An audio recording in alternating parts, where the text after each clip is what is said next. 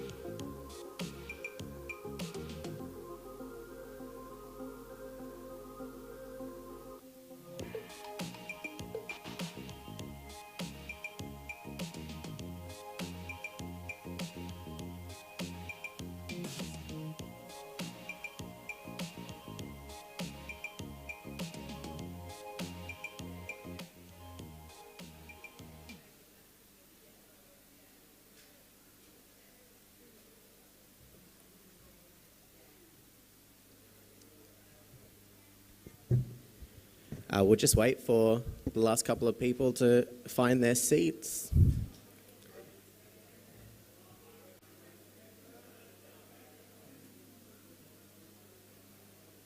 All right, thank you. Welcome. We're here to talk about innovation in waste, and that's really important. We have a National Waste Policy Action Plan that has some pretty rigorous diversion targets that we need to meet. We have a circular economy that we need to implement, and everything underneath that. So a fundamental part of that is going to be innovation. We need people to innovate and create new projects and new technologies, new processes. So I'm really excited to hear from everyone here today. A little bit of housekeeping. Remember, if you have questions for the presenters, you can put them in on the Q&A in the app. Everyone except for Hannah will do Q&A from the audience at the end. Just after Hannah's presentation, we'll do a quick Q&A with her so she can leave early. I will hand over now to Lara Barkley, Managing Director of Adaptation Environmental Support, to talk to you about her presentation.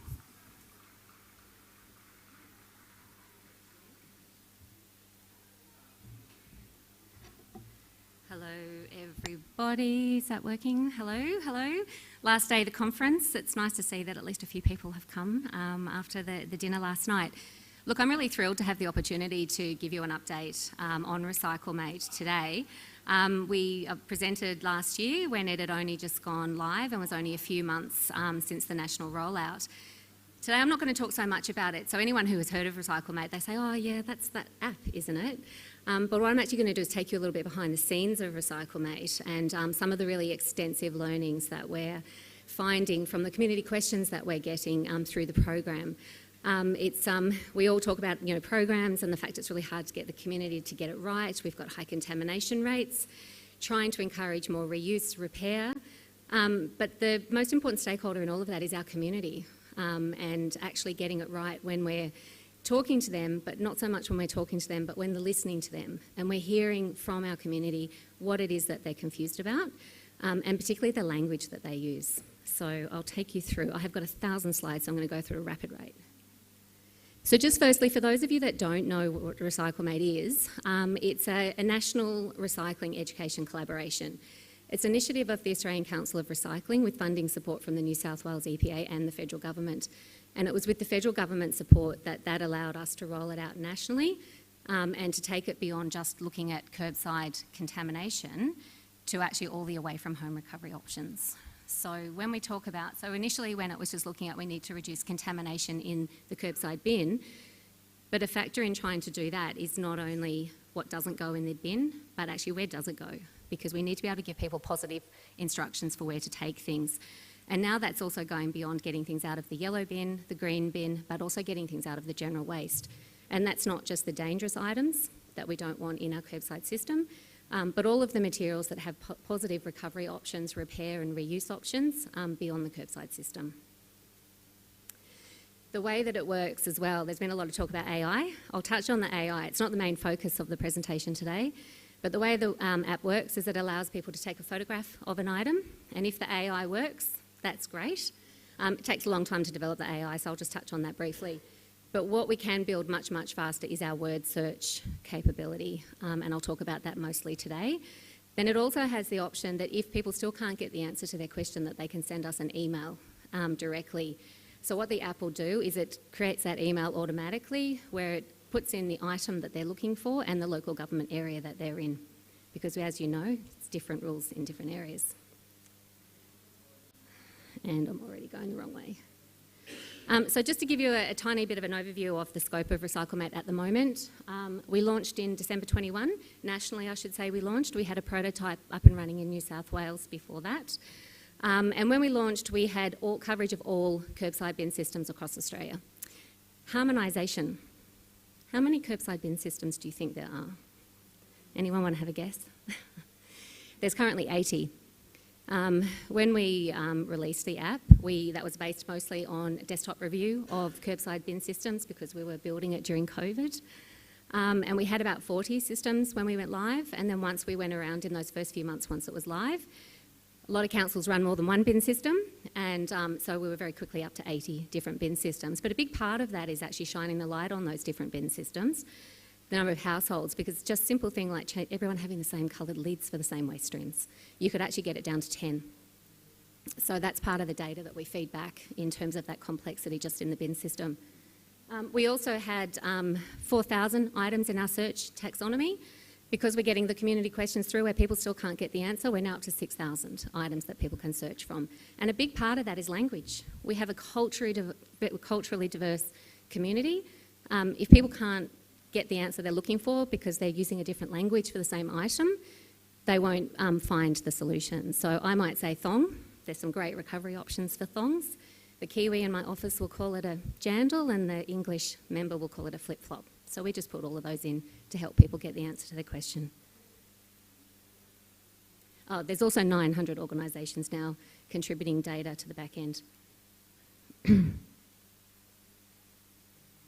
So really what I just want to focus on today, there's so much around it, but really just giving you a little bit of insight in terms of how people ask questions about recycling. I think might surprise you, but I think, if you look at the average A to Z guide, probably the best guide would be 200, 250 items. Now with 6,000 items, we still get questions coming through from the community because they can't find what they're looking for. The other aspect of it too is people often say to me, yeah, but you're only talking to the converted. Not everyone's going to download an app. And so how do we actually reach the broader community? So the other thing I just want to touch on too is how we're visualising our data and how we're working to actually expand so that we can actually get our data out to other organisations so people don't have to come to us. So here's just a starter, and I've only just taken some tiny samples. Can everyone read that? This is just a few snippets of how people search for information. And we find we get a lot of stuff comes through by brand, and quite often brand only. So we'll have to go back and say, well, is that the packaging or is that the product, or what is it that you're actually looking for? So photos are really, really important. We always ask people to send us a photo. Obscure items, a Mozzie Zapper, a vinyl, travel wallet. And so what we do is when we get these community questions in, first of all, we have to A, understand what they're asking, B, find them a solution, if there is one, because quite often it's not just can this go in my recycling bin or not, but is there a better opportunity for me to reuse or repair or recycle this away from home. A lot of stuff, yes, is still going back in the general waste. Organics. There's been a lot of talk about FOGO and simplification, and it's food. It's just food. Food to different people, though, they'll still come and they'll want to, basically check. But does that include dog food? Well, what about 2 litres of milk? Could I tip 2 litres? Obviously, we don't want people to waste the milk, but if, it's spoiled, can I put 2 litres of milk in my FOGO? We get some comedians, my husband, my wife, my friend, but, we send them back some cute responses. And, but it's really interesting because we sort of in our office, we think, well, hang on, we're supposed to be experts in recycling, but I can't tell you how long we debated, can you put a goldfish in your FOGO? You can put your fish scrap in the FOGO, so why not your goldfish? And I don't want to tell you how long we actually spent on that. Would anyone know how to answer that question? You'd say yes? Yeah? Well, I mean, the long and the short of it, at the end of the day, we don't eat our goldfish. We don't know if it's diseased. If you say yes to a goldfish, well, then maybe you then need to say yes to the pet rabbit. And then before you know, you've got the dog and maybe the wife or the husband. So, yeah. And the other thing with it too is that, sometimes people will say to us, well, look, it's probably okay, but I probably wouldn't want too much of that going in the recycling or too much of that in the organics. But we can't say maybe. It has to be black and white, yes or no. Does this go in or does this not go in? And then the other thing too is because we don't make the rules, we check with the local councils, the local areas, the local schemes to make sure that we're only diverting the right materials to the right locations. Plastic. You're probably not surprised to know that about 20% of the inquiries that we get are about plastic. A lot of the old recycling information would be plastic, metal, paper and cardboard. One council that we were talking to that had about a 25% contamination rate, a lot of it's scrap metal. So what's on the top of your bin? Metals? Okay, so the community probably will interpret that. It's metal, it can go in the recycling bin. So just greater clarification of, no, actually we only mean aluminium cans and steel cans. So it helps that when these questions come through, yes, it might be recyclable, just not in your curbside system. I'll go through these a bit faster. Electronics. There's been a lot of talk about electronics, and this is a really interesting one because this is where we're finding that sometimes we don't have an answer. When we started, we had 8 different categories of electronic waste. And the way Recyclemate works is because we have such granular items, we have to group them all up and we create what's called a waste ticket. And that waste ticket means that those items are accepted at a different location, whether it's a community recycling centre, mobile muster, tech collect locations. So we're now up to 32 different categories of electronic waste because that's the level of granularity that we need to get to be able to send different electronic items to different locations. And I can guarantee you not one member of the community has asked me how to recycle an e-waste. We have the soft plastics. We don't get asked how do I recycle a soft plastic. It's probably a branded dog food bag. So what we're doing, so in the back end, we have all of that grouped into soft plastics. When RedCycle was discontinued, we updated that within 5 hours. We had to hibernate. We had nearly 3,000 soft plastic locations and we hibernated that. But they're still sitting there hibernated so that as councils start to introduce their soft plastic recycling again, we can just switch on that waste ticket for the different areas that accept it. Actually, one of the things I didn't mention too is that Recyclemate, the way it works is that it moves with you. So it geolocates where you are, so it's giving you the correct information for your curbside system. And then every away from home option is geolocated, so it gives you the directions on how to get there as well. So it's a one-stop shop. You don't get directed off to other sites, that you can actually get all the information within the program. So what we're finding is happening with some electronics, big problem too, because batteries, you don't want them in the bins. A lot of products with an integrated battery, so kids' toys, flashing Christmas decorations, there's often no option. So you don't want to see this. Don't put it in your bin, but sorry, we haven't got anywhere for you to take that. So we're constantly taking this information back to the councils. We had a guy in Western Australia contact us and say, your app is encouraging me to dump my rubbish in the bush. We're a bit like, what? What do you mean? Over there, aerosol cans can't go in the curbside system, and within 50 kilometres of his radius, there was no alternative. But through that community feedback, we were able to go in and we did find somewhere that he could take that aluminium can, the aerosol can, and then we can continually be updating the information.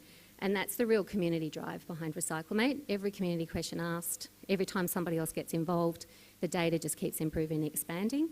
Because our view is that if one person's asking the question, probably guaranteed there's a lot of other people out there that want to know the answer. So this information we're now feeding back not only at the local government level, but also state government. We've got 32 categories of electronic waste. Quite often you'll find that there's not an option for a lot of those and they end up going back in the bin.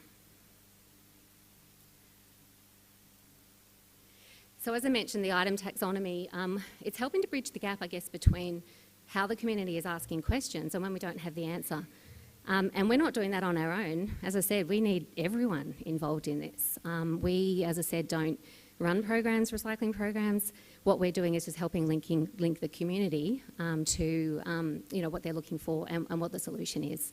So we're always super sleuthing and having to find answers to the questions. And then interestingly too, we also are trying to get more volume so that we're not just talking to the converted and get more people into Recyclimate. And we quite often put interesting queries through our socials. This simple post that we did for a sushi fish, bit of plastic. Now most of you I know will say we shouldn't have them anyway. This is something we should be phasing out. But right now we still do have them. We had 1,000 downloads of the app in one day, which seemed to be attributed to this one social media post. So there's a lot of interest. We couldn't believe how much just this little tiny fish generated. And of course, a lot of that around, we'll get rid of them, we don't need them. I just want to briefly touch on the AI.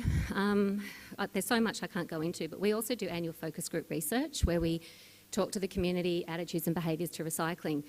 And one of the things that really struck us in our latest research is that community confidence is actually really high. People think they're really good at recycling.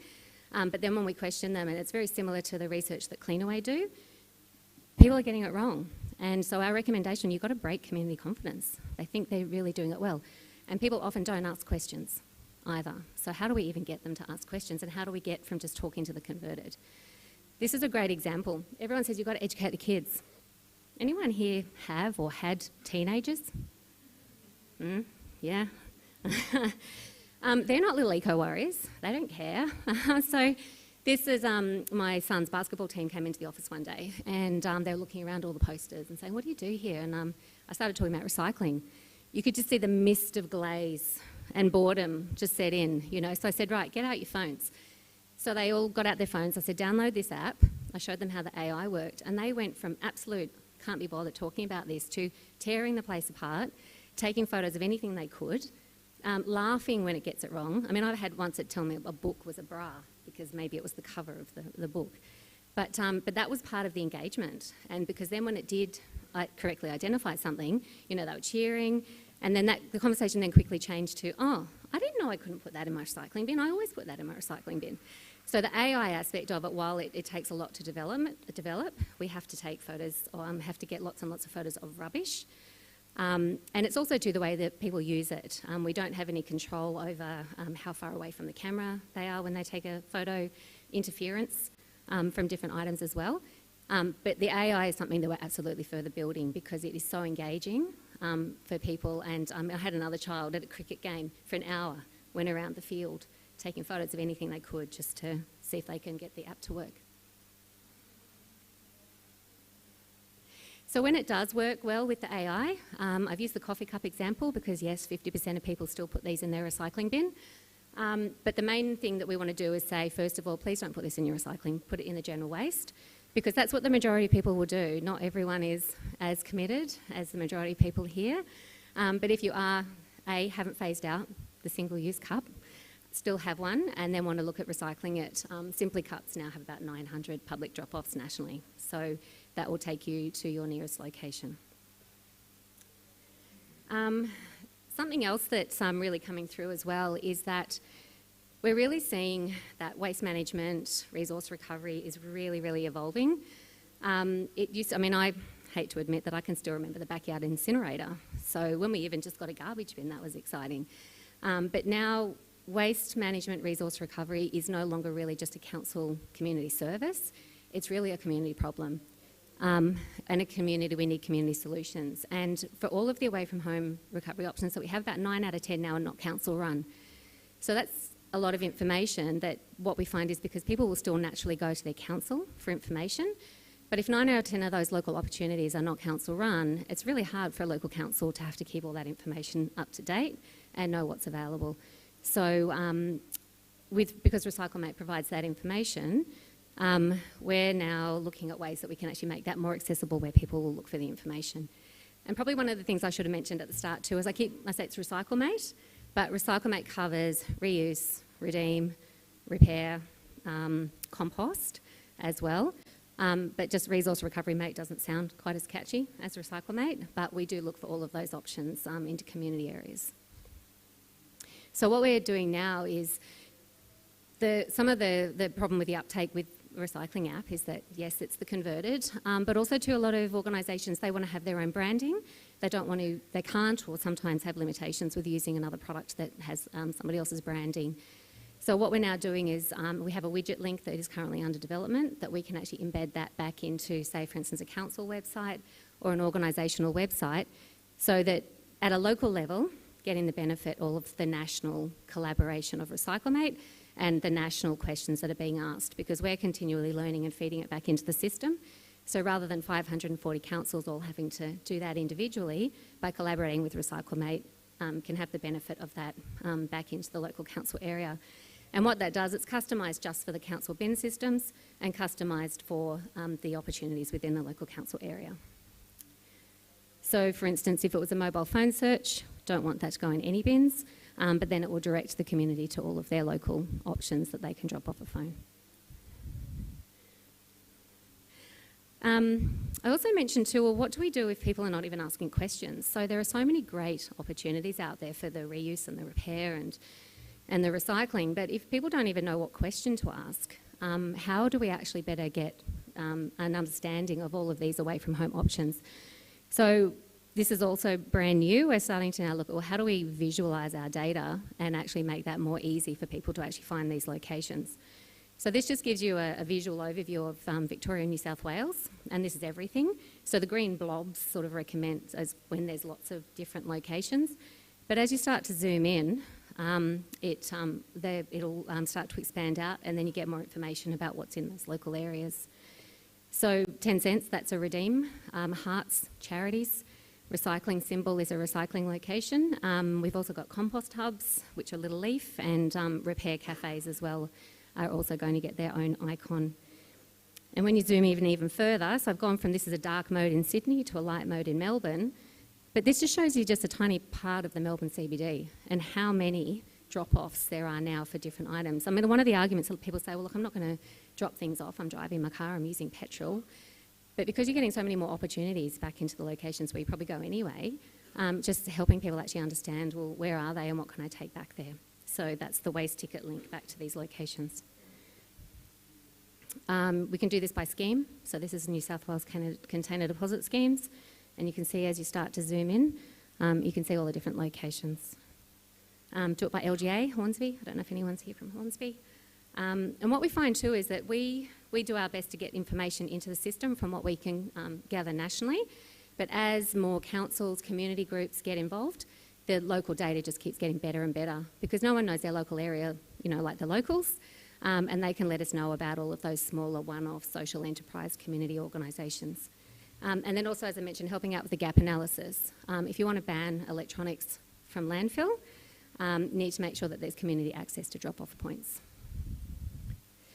And so just quickly as well, as I mentioned, 900 organisations, and how do we keep all this up to date?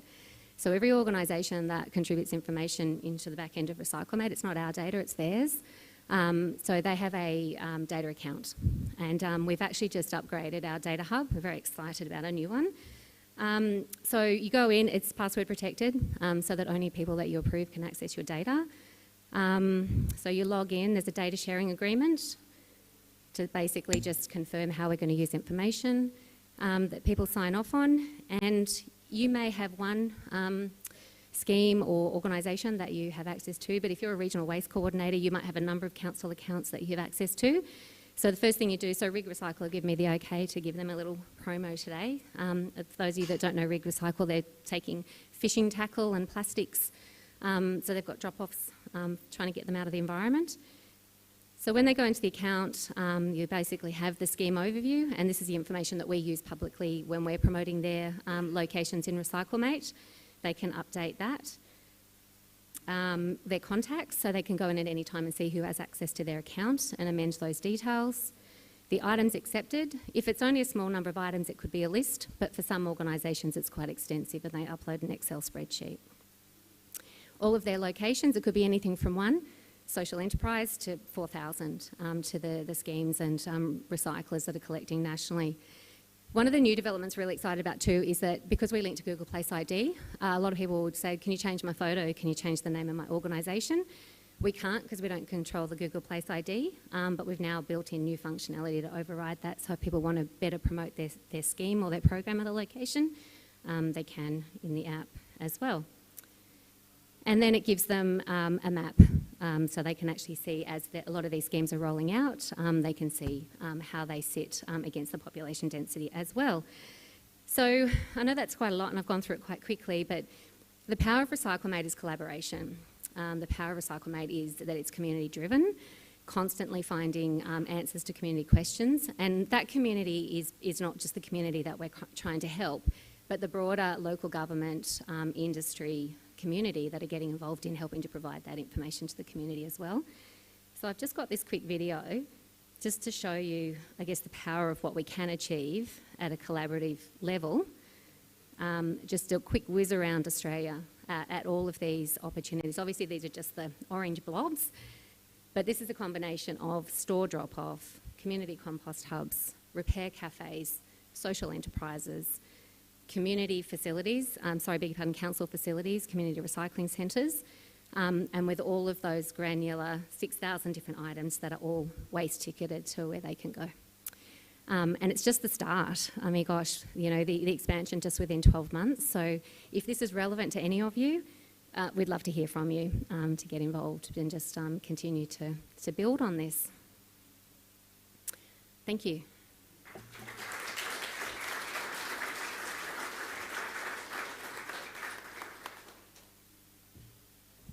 Wow. Thanks very much, Lara. I can only imagine the mammoth task of keeping all of those up to date. It would be a lot. I forgot to ask for the presenters in the room. We want to get an idea of who's in the audience before we move on. Can I get a raise of hands here if you're from local government? A lot of you. So hopefully you're going to reach out to Lara and get some widgets embedded on your website. Commercial and industry, raise your hands. Okay, charity, not-for-profits, and who have I missed? No one. Consulting, oh sorry. Okay, so we're going to move on to Hannah Elias, who's a circular economy consultant at Edge Impact. And a reminder, Hannah will be asking questions at the end of her presentation, so get some ready.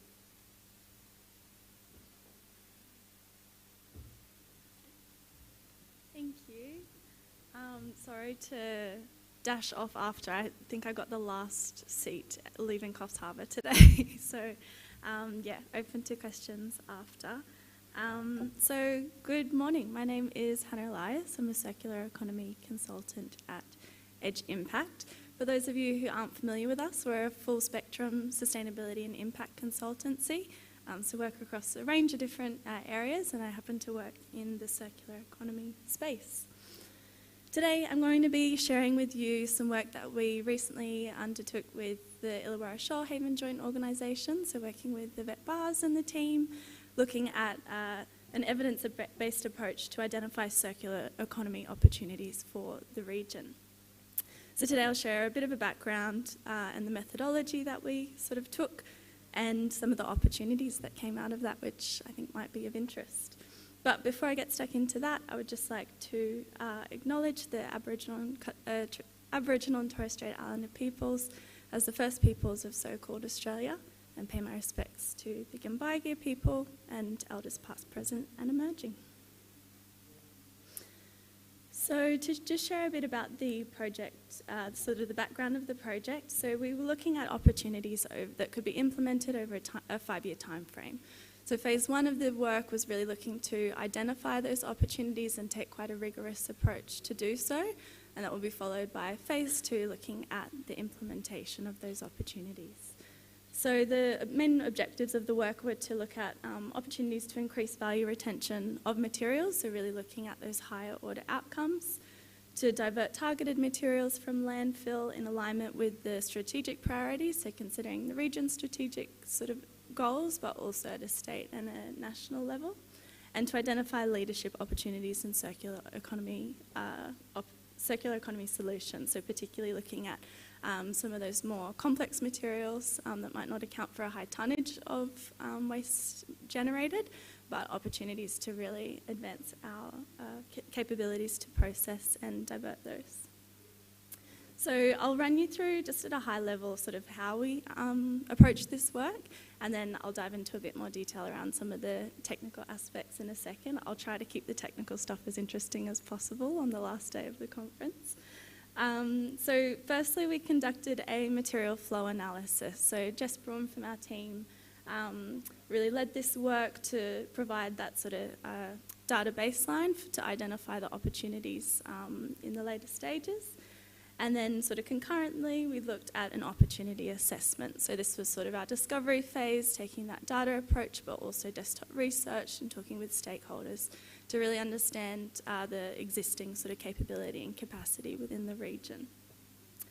We then, so off the back of that, we sort of had a long list of opportunities, and then we took those into a workshop with key stakeholders. So we had the local governments in the room, some state government representatives, and research institutions to prioritise those opportunities, also taking into account the perspectives of industry who weren't present to sort of understand the opportunities to progress there. And then from those prioritised opportunities, we conducted a more detailed analysis, so cost-benefit analysis and some really high-level carbon modelling to get an understanding of the costs and benefits to be realised out of those. And then presented the findings and the sort of outcomes in the sense of the feasibility of those opportunities and next steps for ISJO. In terms of the value of the project, it really provides an opportunity to unlock the benefits, or presents the business case in a sense, to unlock the benefits of a circular economy for the region. So we found that there was close to $12 million of economic benefit through the 3 most feasible opportunities, as well as carbon emission reduction opportunities, and again, that leadership opportunity for some more complex materials. It also highlighted the opportunity for growth and resilience, so as well as the sort of economic factors at play, it highlighted opportunity across the 5 main sort of initiatives explored to recirculate 37,000 tonnes of materials each year, at the same time as really looking to leverage that local capability of the region, of which there's a lot, to help to strengthen supply chains. And finally, the work provided an evidence base of the economic, environmental and social impacts, really linked with those strategic priorities, again, to help with that next phase of work around the implementation and to support some of that, the funding opportunities. So to dive a little further into the sort of evidence-based approach that was taken, so as I mentioned earlier, we conducted a material flow analysis, so looking at key materials being wasted in the region, their flow pathways, and the sector from which those materials were being generated. So the material flow analysis looked from the consumption phase through to the end-of-use management of materials and covered council-managed waste, commercial and industrial waste, and construction and demolition. So just to show a sort of taste of what came out of that work, so it provided an understanding of the waste materials sort of generated within the region. So you can see on the screen that rubble, concrete and garden organics sort of had the highest tonnage of material generated. The colours are a little misleading. So in yellow you can see that while there's a lot of those materials generated, the yellow shows that only a sort of small amount of those materials is being sent to landfill.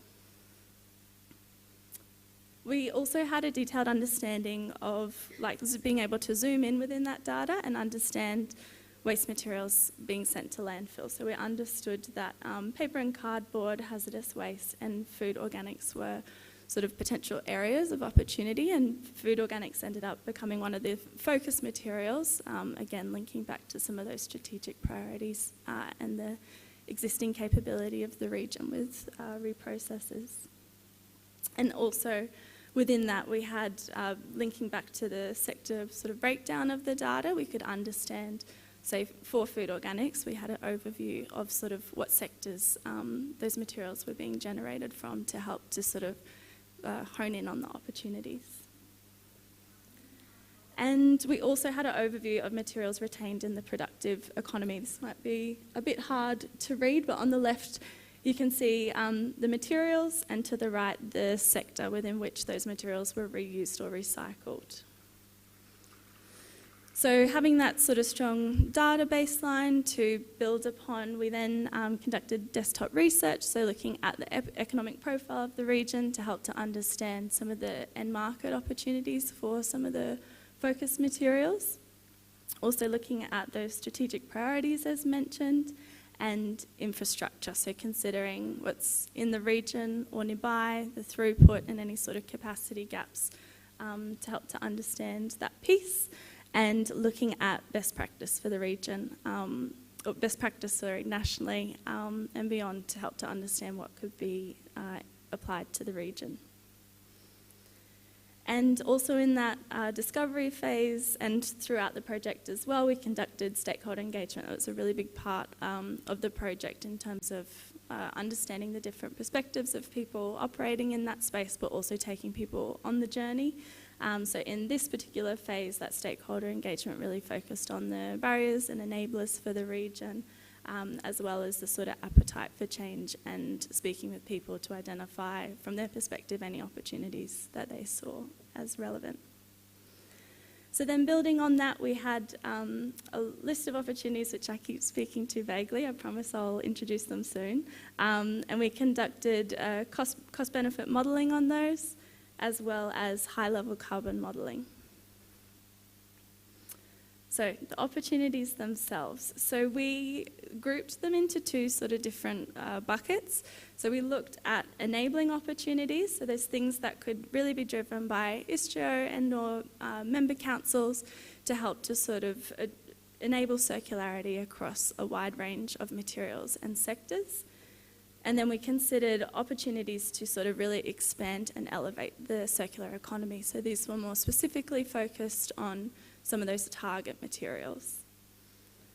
So for the enabling opportunities, we recommended a platform for recirculating materials, so something like the Aspire platform that enables those business-to-business connections for materials to be recirculated.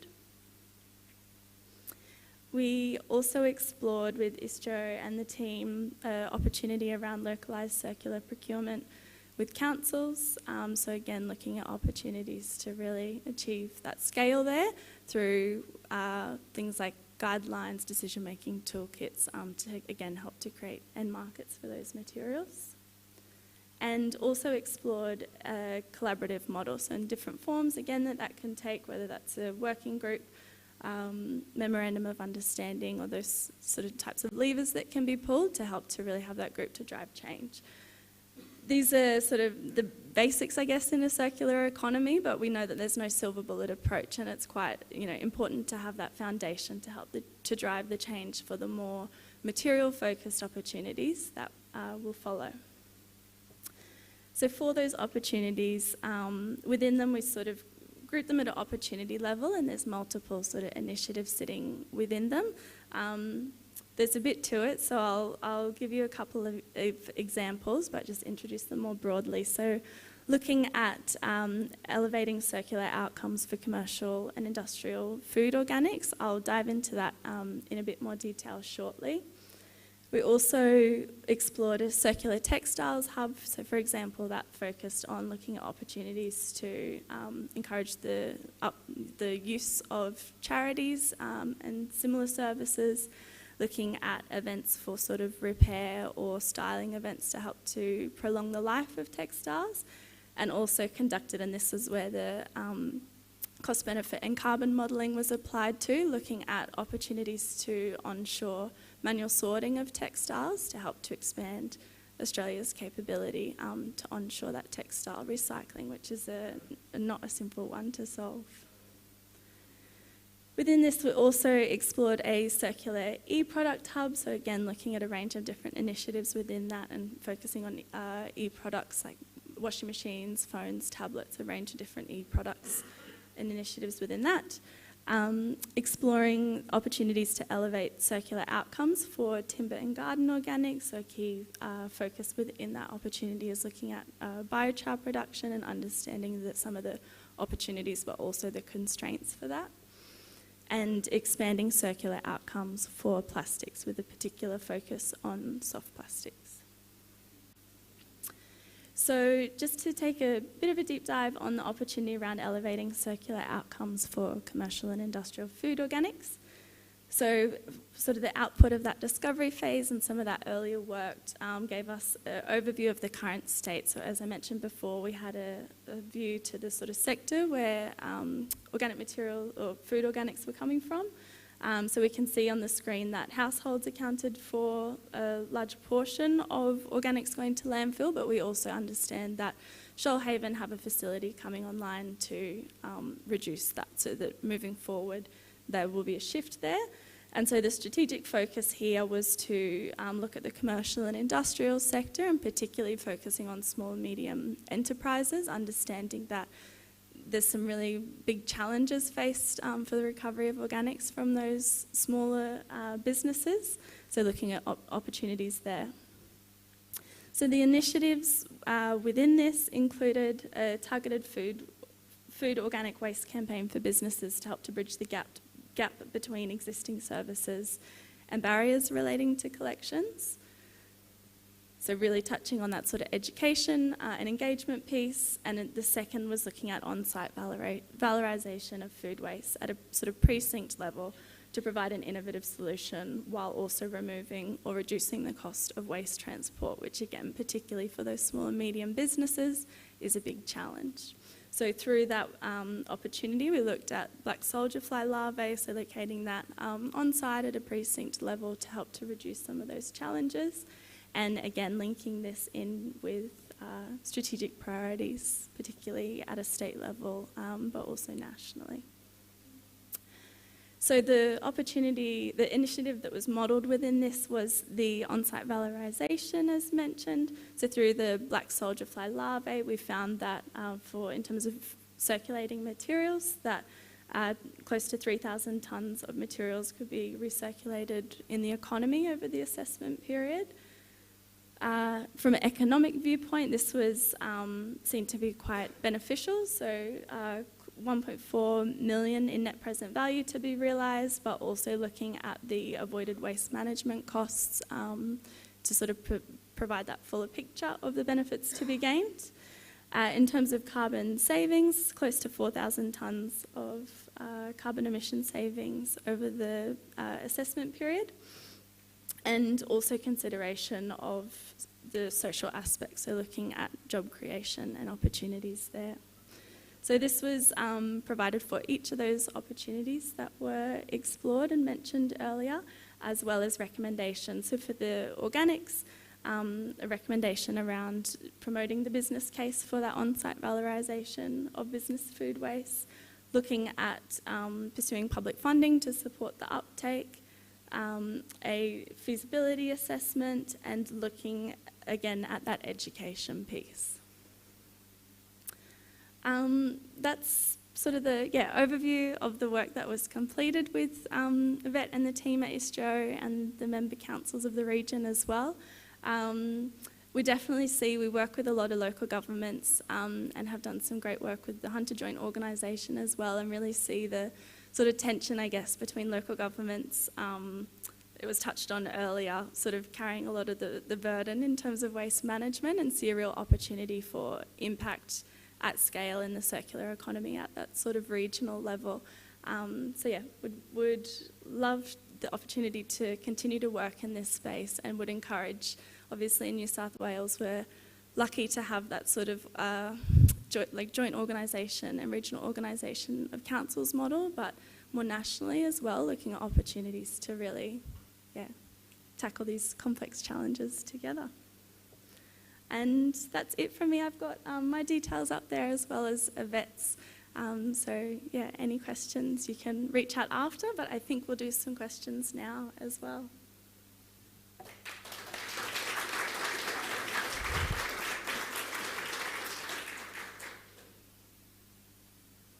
Any questions? Can't get off that easy. Thanks, Anna.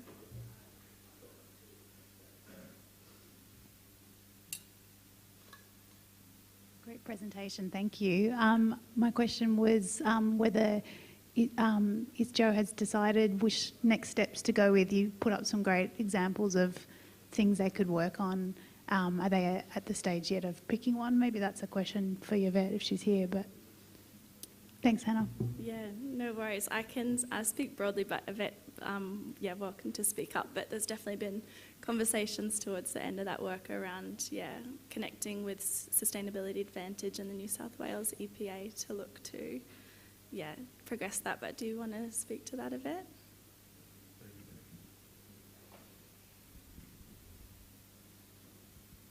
Yeah, thanks, Hannah. We are currently just, I guess, consolidating these ideas and working with our current contacts, as Hannah just said, to create a really practical roadmap forward for the region, and that's working both with state agencies and industry partners. It's the work really has.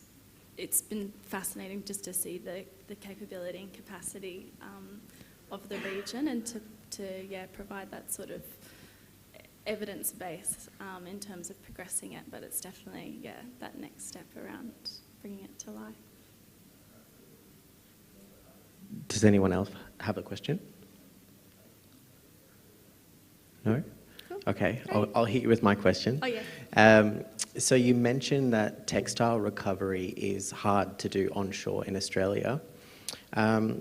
Without spending too much time elaborating on it, what would you say the circuit breaker is? What would you do to be able to improve textile recovery in Australia?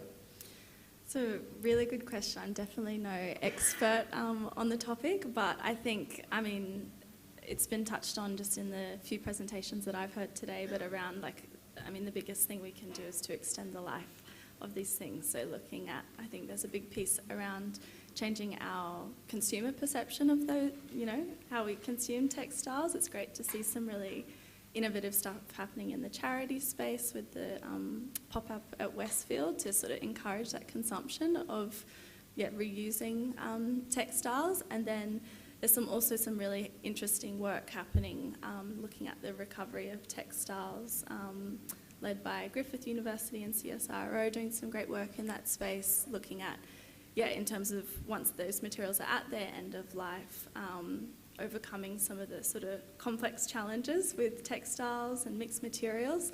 And there's a really big gap in Australia around, they see the opportunity in that space, particularly around the sorting of textiles in the first instance. So, some interesting work there. Great, thank you.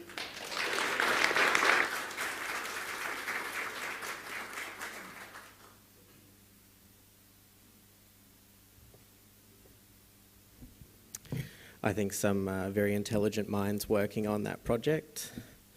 Okay, so we'll go straight on to Dave Jones, External Affairs Director and Technical Advisor at Omni Grip Direct, to talk to you.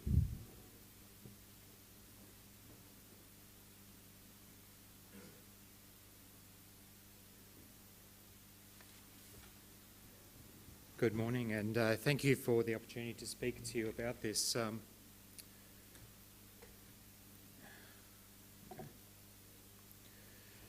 So I represent Omnia Group Direct. I actually work for a company called Polar Enviro, but one of our brands is Omnia Group Direct.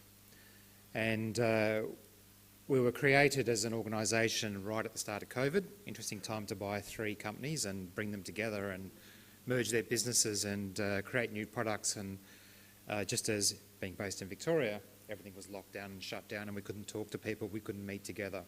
But anyway, we're still here and that's the good thing. But our brands are quite diverse and exciting. Our Safety Path or Smarter Light brand is tackling the issue and the environmental damage that those things cause, exit signs in buildings. There's probably 100 million of them in Australia. They fail because the way they're constructed every 1 to 3, if they're really good quality ones every 5 years, they end up as e-waste. And we've got technology that eliminates the e-waste in one model. No batteries in them, no electronic components, and another model that has a very low level of electronics but no electric battery in them. Some of our models can last between 5 and 10 years, some up to 30 years. And companies like Bunnings are designing their new warehouses to incorporate our technology to eliminate all the issues of failed exit signs in their buildings. But I'm actually not here to talk about that, even though I could actually talk for an hour about it. I'm talking about Omnia Group Direct and its use of recycled glass and colour. Colour in our public spaces and environments, which is primarily of interest, I guess, to the councils in the room. I'm glad there's some here, and perhaps some of the consultants as well. And colour is used in public spaces to convey a message, to define or show the use of a space, to draw attention to it, to create a sense of place. And you can see some examples up there from the Kids Bridge, built with for the Children's Hospital project in Perth, where Dulux paints are used on the walls, and we had to colour match to Dulux colours with recycled glass surfaces applied by one of our contractors. A school parking lot, which is the blue, green and yellow at a private college in Melbourne. The Pride colours on a street in St Kilda, or even a bike lane outside the VicRoads office there, or bus lanes, bike paths, yellow pedestrian crossings, many examples using colour. I've got some samples here which I'll pass around the room just to show you both the different sizes of glass. The coarse ones are used on roads, the finer ones are used in off-road environments, and just, as I said, a range of colours that we do. Spread them around and hopefully 6 come back at the end. But won't be too upset if you take it away and going to do good with it. So, colour is really important in public spaces. People generically see colour on roads and in public spaces and think it's paint. Right? And paint is probably the worst thing you can use because it's basically slippery when it's wet, it's short-lived, it wears off. And unfortunately, local governments and state governments and some landscaping architectural places that have private spaces that they're doing something decorative with, they think of it as paint. They go to a line marking company and they get a paint-based product. And it doesn't last very long. It quickly looks bad. It's slippery when it's wet. When it wears away, paint wears away in a public environment, it's not magic dust that just disappears. It turns to dust that blows away and washes away into the environment, and it's a form of plastic. Our surfaces, we use resin binders and recycled glass that can last, well, testing has shown we're still compliant to state specs within 5 years. There's cases where it lasts 10 years. When we mix other aggregates with it, we've actually got cases where they're still compliant after 18 years on busy arterial roads. So what's really important when you're putting a surface down in a public space is durability of colour. You're putting a colour down, you want the colour to last, you want it to be seen, to define a space as being reserved for bicycle riders or for buses, or a yellow as a pedestrian crossing, so that drivers look for people crossing the road at that place. So yellow is used in Victoria for pedestrian crossings and crosswalks. I don't think it's allowed in New South Wales. Queensland, I'm not so sure about. You want durability of skid and slip resistance. You don't want people to slip on it in the wet and fall over when you're putting a coating on the road surface. You don't want cars braking as they cross a bike lane when they're turning left or right to actually brake and lose control because they skid and slide on it. And you want texture, which is tied to skid resistance, particularly in wet weather. In the texture, it's what sticks up above the film of water in the wet so that the tyres have something to grip to. And every state and territory has a specification about the use of colour on roads, and councils adopt them. The Council of Traffic Engineers or the design consultancies doing work would refer to the state specification, and we meet all those specifications. It's basically the tough ones are along the east coast, the larger states. So they have minimum skid resistance of British pendulum readings of 55 if you're a technical person. They define a minimum texture of 0.6 mil in most cases, 1 mil in some other cases. And colour matching, they require an approximate colour match. It's a very crude test, but basically it's a colour retention test. And every state and territory, of course, has a different coloured green for its bike lanes, a different red for its bus lanes, a different yellow for its pedestrian crossings. But there's some overlap, but different colours also apply. And we can match to those colours. Queensland's interesting. They've acknowledged that with their coloured surfaces on roads, they don't last. And they were having a problem with them not being within spec, sometimes within their defect liability period, and definitely not within spec within 5 years as their specification required. So they now pre-qualify the use of materials where you have to get independent testing done to show your product will actually last within spec for 5 years. And that process is called types. We were the first company, and for a while the only company doing coloured surfaces to get compliance in Queensland to their very tough system of pre-qualification. So the solution, as you've probably guessed, is durable long life surfaces, 3 to 5 times longer life using Australian recycled glass. We actually divert glass it's waste glass from industrial processes, and we then colour that glass into the choice of colours. Examples on the screen for placemaking projects, or the different greens and reds and yellows that are used around the states. And we can make these safety surfaces with different size aggregates for different purposes on and off road, and pass all those tests and actually make spaces beautiful and durable using waste diverted from landfill. We don't use it as road fill, as we call it. We don't crush it up and hide it as sand. The glass is a feature of the surface, and it provides the critical properties to make it safe and beautiful. So you can see more examples here. These are to the road spec.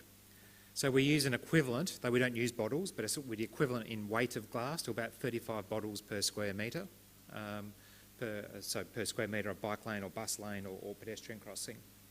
And we're very relevant for projects. So we've got operations in Queensland and in Victoria, and we're looking to move into New South Wales when the time is right. But there's a recycled first policy that requires state infrastructure projects in Victoria to look at using recycled products in lieu of non-recycled products. What it actually means is that contractors have a target which is different in each contract. They choose a recycled product, they use recycled for that product. Once they meet their target, they stop using recycled products. So sometimes it's our product becomes the target product, and we get the benefits of that. Sometimes it's some other it could be plastic noise walls, it could be recycled glass, concrete curb, substituted into curbing rather than using concrete curbing. And they're not interested in recycled once they pass that point. And that's the unfortunate reality of a well-intended policy. So the policies do need to be tougher. As I said, our products are fully compliant and have a life of at least 5 years, and on average about 7 years, sometimes longer, sometimes at the 5-year end, just depending on traffic and wear and tear in the environment that it's in. So you can see there, as I said, pedestrian crossings. There's a council bike lane that's been done in pink, whether it's been closed to traffic, one of the local roads, bus lanes, bike lanes, etc. In the off-road environment, some great use of colour as well. Everything from a laneway and a station redevelopment project, the top left green and shades of green and yellow. The railway station was rebuilt as part of the level crossing removal program, and it left this laneway as brand new asphalt. The council wanted to do something with it because it connected a car park for a shopping strip. Car park's also used as a market.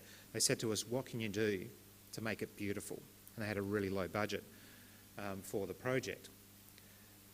And we actually had leftover glass that had been excess quantities, if you like, very small quantities that had been left over from other projects for other councils. Not enough to do anything with on its own. So our own team came up with that creative pattern where we had all these grates and we tried to give this 3D effect with shades of yellow and green along that laneway, and it's gone really well and been well received by the council. We actually used leftover, so it would have gone probably to landfill if we couldn't find a market for it, glass, which was recycled in the first place, to create a beautiful place. Beneath it, the blue one, council wanted to turn a service lane at the back of a strip shopping centre, make it look like a running stream. So unfortunately there's a shady tree which ruins my photo, but it is a great looking space. But you know, it's Yarra Rangers, very environmentally focused. They wanted a running stream using recycled glass. They received a grant from Sustainability Victoria to use recycled materials for this placemaking project, and has drawn people to this laneway. It was a walkthrough to get to the railway station and people walking their dogs, and apparently activity has increased because of this, this project making the space just pleasing to the eye and a feature in its own right. Now down the bottom ones, so here and here, these aren't actually using recycled glass, but it's in the recycling hierarchy as such. It's about diversion of materials from becoming waste. So we can use recycled materials or non-recycled aggregates, so natural aggregates from quarried materials in our resin surfaces. We've found there's a real interest from councils that may have concrete footpaths in strip shopping centres and laneways, or asphalts as footpaths. They're structurally sound, they're tired, they could have been down for decades, they could be slippery, worn smooth with people walking on them over decades. In the past, they would have been dug out, sent to licensed landfill as being an asphalt or a small quantity of asphalt, a small quantity of old concrete. If it's structurally sound, we can come through and basically put a very thin coating of resin and recycled glass in the form of patterns or colours, and there's examples on the screen. So avoid the need to send the asphalt and old concrete to waste and recycle, and give it a fresh new appearance which has got good slip resistance, good skid resistance if service vehicles happen to go on it. And if they want it to look like a granitic driveway, such as this one here, we can take a quarried material and actually put it with our resin binding system onto that and give it a totally different appearance. There's actually asphalt underneath that laneway. And here was an old concrete ramp going into a heritage railway station. They need to improve its slip resistance, so we can come along. Sometimes for metro train stations they use black recycled glass, so we colour it black, or they use black and white, so it's speckles. That one there does look grey. That may be a natural aggregate. I'm not 100% certain on that one.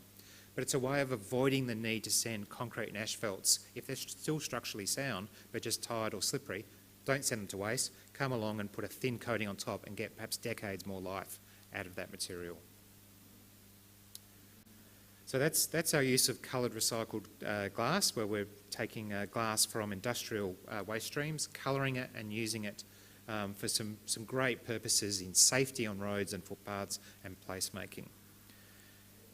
Then, in comparison to the colour and life of the previous slides, we have high friction surfaces which are not colourful and exciting, but they're an important safety surface. So high friction surfaces, it's a technology that's been around for decades. It first came out of the 1950s using a material called calcined bauxite. It's a highly processed processed bauxite basically, heat treated, and it's got some really exciting properties in road safety. Moving car tyres, would you believe that the moments of time that a car tyre is on this material when they brake or turn a corner, tyres actually stick to it better than any other material, and it's been around for decades. It's saved probably hundreds of thousands of lives around the world. Huge market for it in the US and the UK, somewhat in Australia, partly because of the distances we are from the international suppliers of this processed mineral. So it's a much safer surface on popular motorcycling routes, like the Great Ocean Road down here. I'm sure there's coastal routes in each of your states and territories where people love motorbike riding, nice tight curves and the excitement of wind in their hair if they didn't have a helmet, ruining it and keeping them alive. But you know, it's their dream of going along these roads, going in the bends too fast, the thrill, but suddenly it's wet because a bit of water, rain overnight, and the water's collected on a sharp bend, and they lose traction and they slide and they hit a pole or a tree and are badly injured. But high friction surfaces can actually stop that happening because they can reduce crashes. The Austroads data is there by about 50% in wet weather conditions. On average, 40% for all types of crashes. International studies have found up to 100% reduction in some types of crashes where this surface goes down. It's really important as a part of the toolbox for local governments and state road authorities, but it's a fully imported material. So, and there's some examples there of what it looks like and also how it's used on local roads, Great Ocean Road. They're all locations, and even in car parks, so that on wet ramps as they get wet as cars bring water in their tyres into multi-storey car parks. Developers put this material down so that the vehicles are less likely to slip as they brake on the ramps in the car parks. But we wanted a better way of doing it. We wanted to see whether we could actually use a different material to calcined bauxite and mix it with post-consumer glass out of bins and see if we can come up with a blended material that had similar performance. And so we were fortunate to be able to work with the Australian Road Research Board and we were their industry partner and they received a grant from Sustainability Victoria to do some tests of blending different materials together, of which one was a percentage of post-consumer recycled glass, and produce a material that performed better than asphalt and met the state specification for high friction surfaces, which is broadly consistent with all the other states across Australia. This was a Victorian project, so we worked to the Victorian spec. It also meets the Queensland spec. And would have similar crash reduction performances. And this is a sample of the material that was actually developed. I'm not going to reveal the actual blend because that's part of our IP and obviously several years of research now to work out exactly what that blend was. But we've mixed post-consumer glass with other materials in there to get a surface that we strongly believe, because it meets all the specifications, will save lives on Australia's roads and create a secondary market for the glass being collected out of council recycling bins, as long as it's cleaned and has impurities and the like removed. So we did a whole range of testing, and it did, I'll be crude and say bloody well, in the testing, because the standard test in the Australian Road Research Board's laboratories were to do things like abrasion testing, and it's an international specification and test regime. So they get hardened rubber wheels simulating tyres going back and forth thousands and thousands of times on the surface. So we have an asphalt slab and we put our surface on top to simulate a road. It's left in the outside to weather for several months to reflect a road being out in the weather, and then it's put into this machine and rubbed back and forth. And as you can see, that's at the start and at the end. You can probably see on there's all the broken bits of rubber. The surface is undamaged and unworn, and then the rubber in their machine has been torn to shreds on it. So plus for us, bad luck for the machine.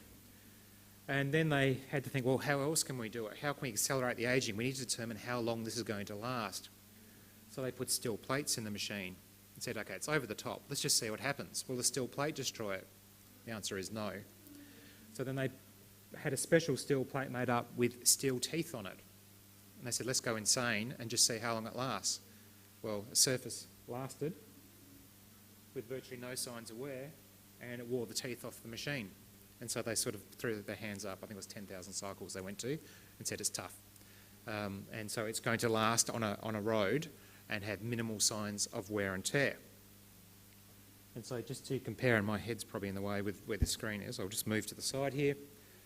So we looked at, this is skid resistance, which is one of the test criteria for safety, and we looked at the asphalt itself, we looked at the traditional material, which is called calcined bauxite, we looked at the source materials and different blends of them, and we looked at how they were worn, and each bar corresponds to cycles, so 10,000 cycles, and just how they wore over time.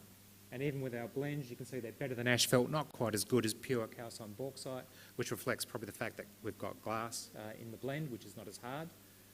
All well and truly above specification. Then we did the same for the texture depth, which, as I said earlier, is the importance of wet weather resistance and safety. Asphalt is nowhere near good. The red lines are different specifications. Asphalt actually didn't meet the specifications on its own. And the blends, except for this one, our blend stayed well and truly above specification for 10,000 cycles of running through those machines with, toothed blades or teethed blades. I'm not sure the grammar on that one. So we well and truly blitzed the results. So that is an exciting future. We're now in negotiations with the Victorian State Government to put it onto a public road. If there's a council here that would like to be one of the first to do it, the State Government is moving very slowly, but we're hoping a decision is imminent on getting it onto a public road to actually demonstrate it, because it's passed all the tests and specifications that any surface needs to go down on roads. So to summarise, there's plenty of opportunities for glass not to be in landfill, not to be road fill, as in hidden as crushed glass being a sand substitute. That's still a good or a better environmental outcome, but we can use glass as a feature in its own right. And there's no reason why in a pedestrian environment we can take out the substituted material and we can actually use, or we could be using the glass out of your bins as a surface in its own right for at least a pedestrian environment without even blending it like we did in this case. You don't need to be purchasing paints, you don't need to be sending asphalts and concretes to landfill. You can put thin coatings of glass on things and have safe, compliant and beautiful looking surfaces in your public spaces. So if you want to find out more, please contact us. There's contact details on the screen there, and we've got plenty of LinkedIn content on our different channels and YouTube videos and the like. But of course, you can contact me as well, and I'll be happy to talk to you. And I'll be around for a few more hours today before going to the airport, like Hannah. But yeah, thank you very much for the opportunity.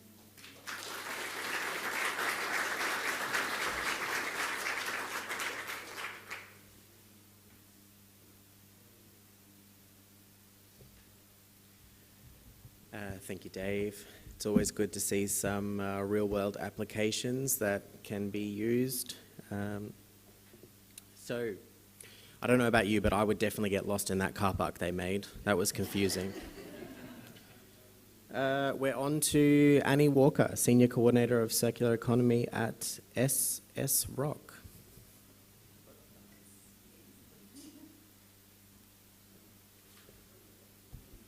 Hi everyone, great to be here, and it's been great chatting to many of you over the last couple of days as well. I know we've had a lot of presentations, so I'm going to try and keep you awake.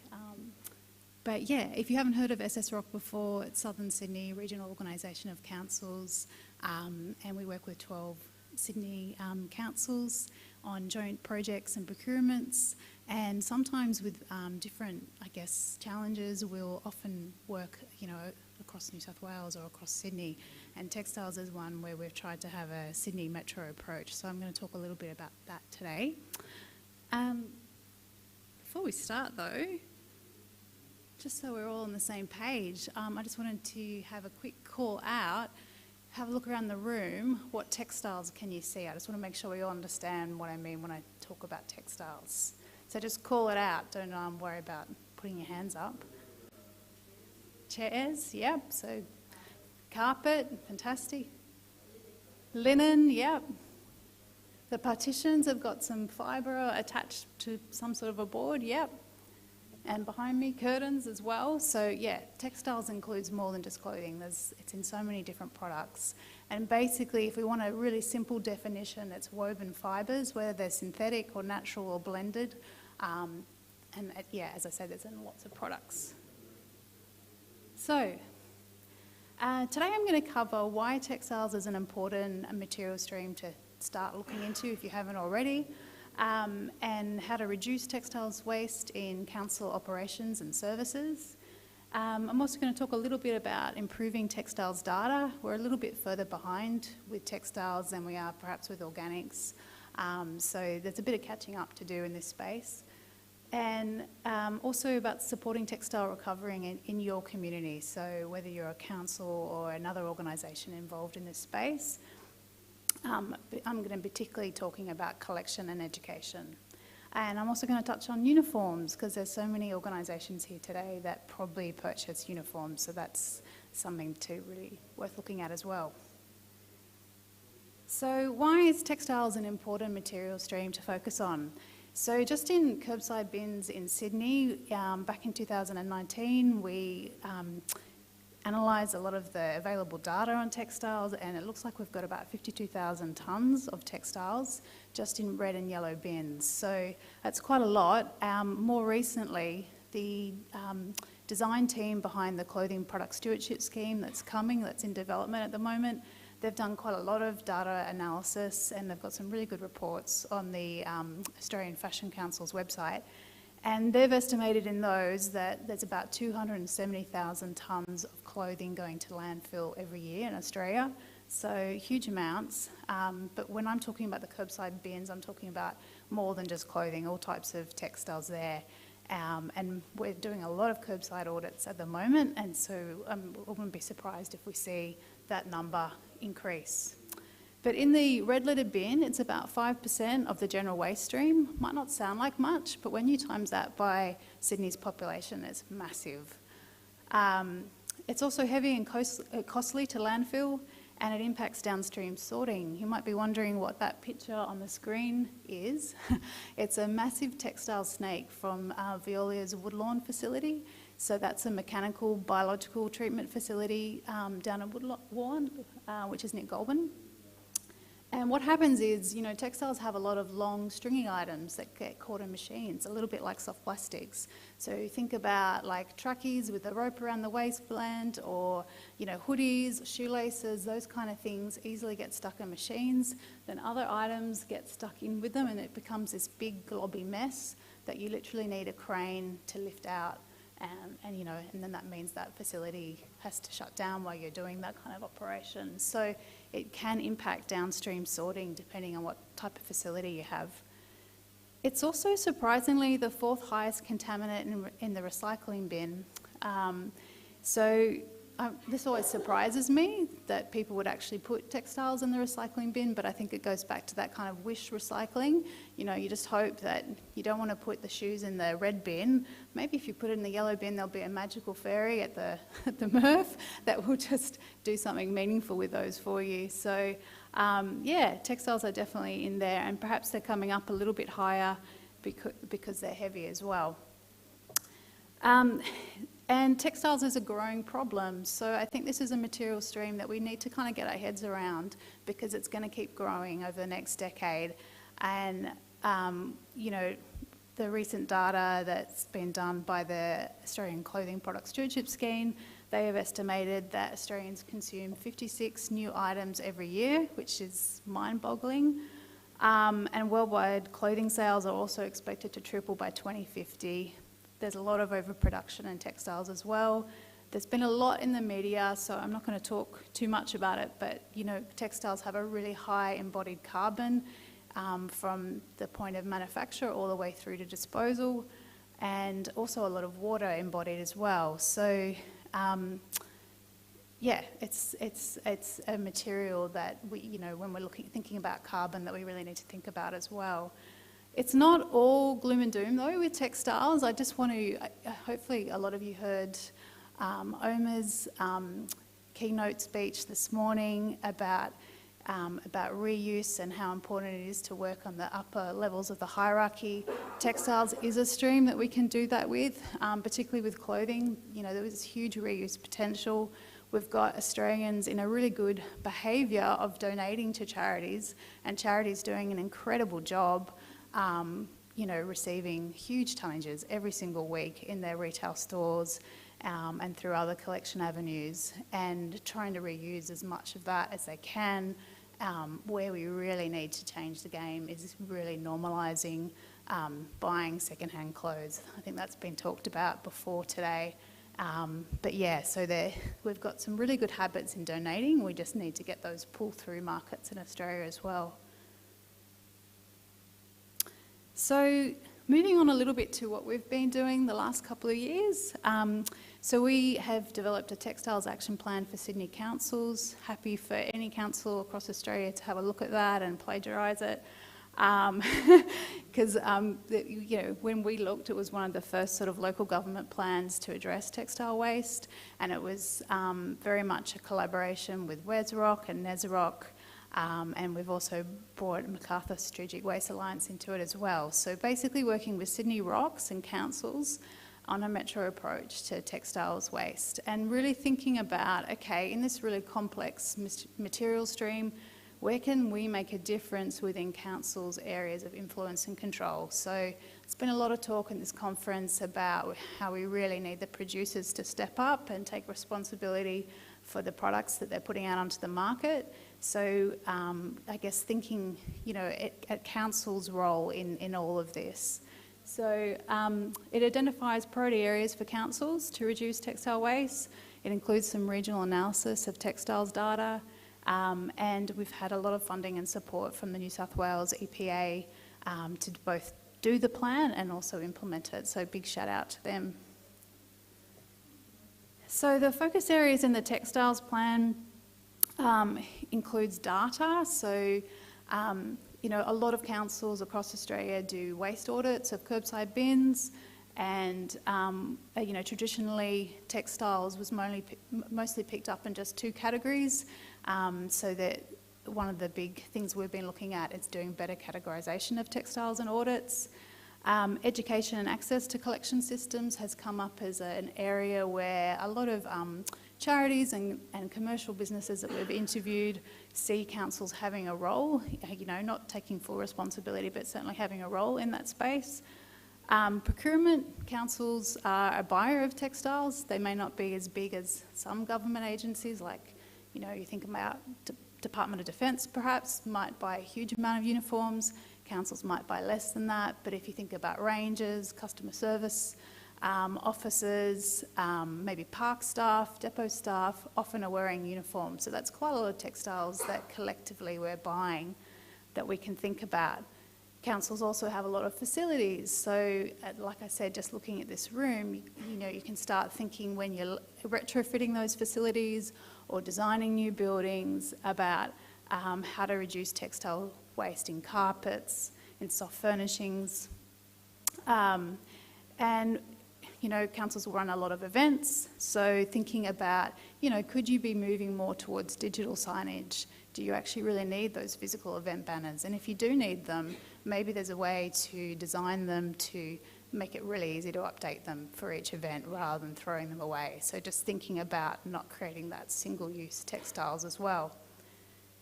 And when we're procuring those things, asking suppliers, for durable items that can easily be repaired or recycled at the end of life stage.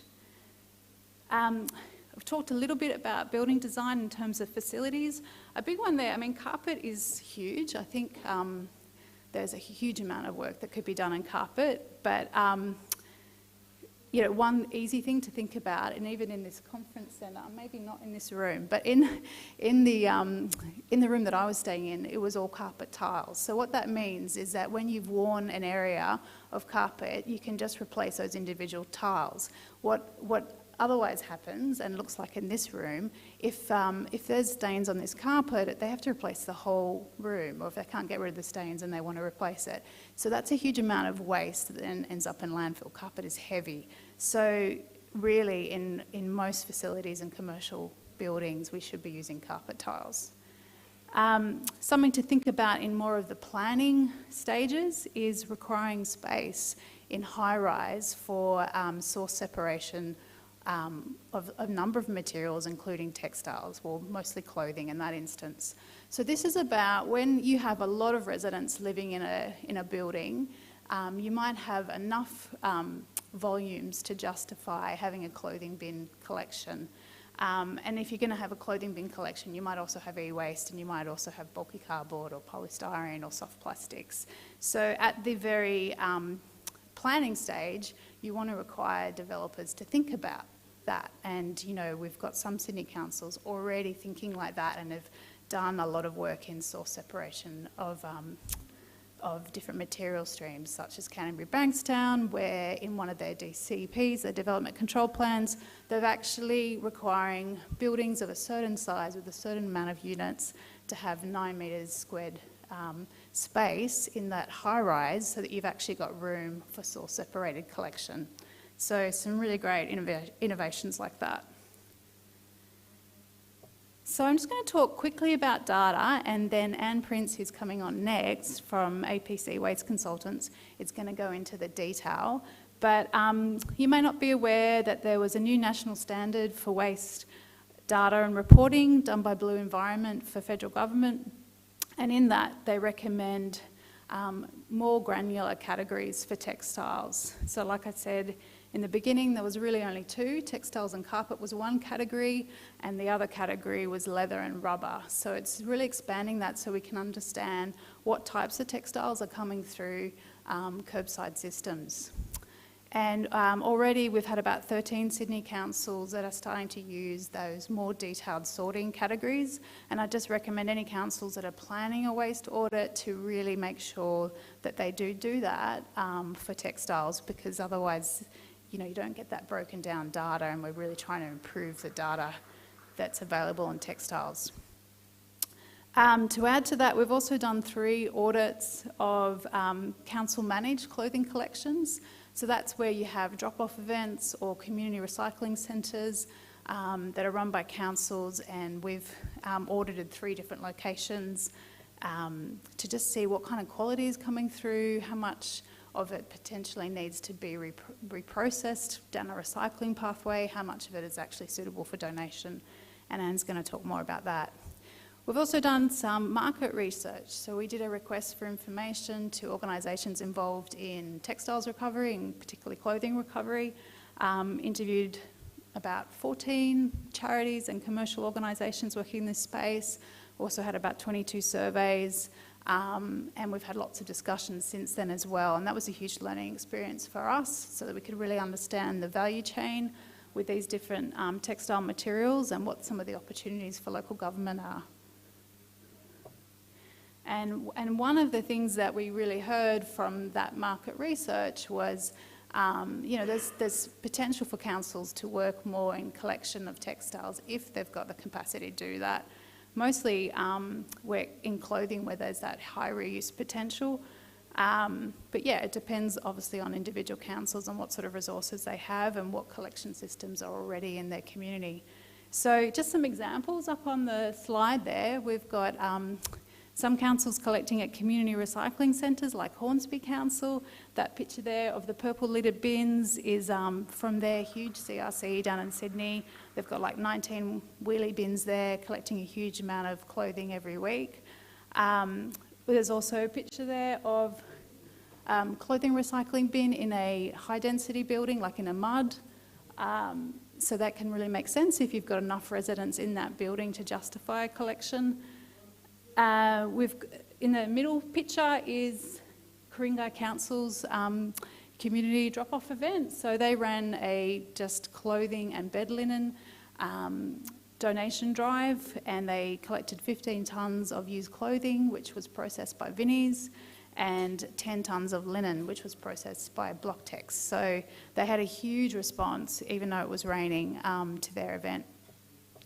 And I've just put up on the screen there an example of a clothing bin, just to kind of show that that is another form of collection that's not necessarily run by councils, but some councils in Sydney, for example, will allow clothing bins in some public spaces. For some, that's too difficult. But you know what we're starting to see is more clothing bins in shopping centres where people are actually purchasing, you know, clothing. So we're trying to get that connection right at that consumption point. And I just wanted to share that one as well, because we know we're sort of moving away from that metal bin look as well. So it's good to see some innovations in that space. Obviously, aside from council collections, there's a whole lot of other different options. So I just wanted to talk a little bit about retail collections. As I said earlier, charity stores are doing an incredible job. But if you think about all the different charity stores across Australia, and actually Lara's map of Recycle Map kind of brought that home for me, you know, that's a huge amount of real estate devoted to trying to capture clothing for reuse. And I think without them, we'd be a bit stuffed, to be honest, because there'd be a lot more in landfill. So huge shout out to them. Where I'm really excited in terms of thinking about where do we want to, what do we want to see in 5-10 years with textiles? I want to see a lot more producers having in-store retail collections. You know, if you've rented out a space and you're making a lot of profit from selling clothing, you should have some of that space dedicated to collecting it. And we're seeing a little bit of movement in that space. So the picture in the middle there is H&M's in-store collection. They'll take any brand of clothing and pretty much in any condition as long as it's clean. And Zara is also doing similar. Country Road are taking only their brand and then giving it to Red Cross. Sheridan, just in their boutique stores, so not every store, are collecting bed linen, also any brand, which is great, good on them. And hopefully, there'll be a day where we can go to any shopping centre in Australia and there'll be some sort of clothing collection in that retail complex, that it's not just left to councils to sort out.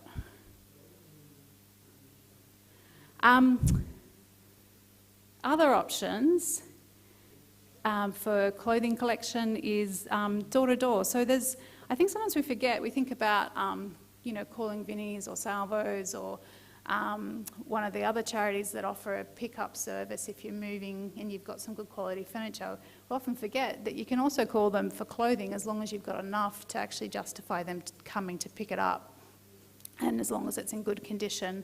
So that's one option. I noticed recently that Salvos actually have a postal service as well, where they'll encourage people to send in donations if you can't get to one of their stores, and they'll offer a free postage label for that service. So that was pretty cool to see. There's also commercial organisations like King Cotton who run clothing cleanup, and they'll collect from Sydney residents for free. Recycle Smart, who are at the conference here, they will work with councils to offer a door-to-door collection service. SCR Group are also starting to be in that space. So there is different options out there for wearable clothing that can be considered if you want some of those door-to-door, more mobile solutions.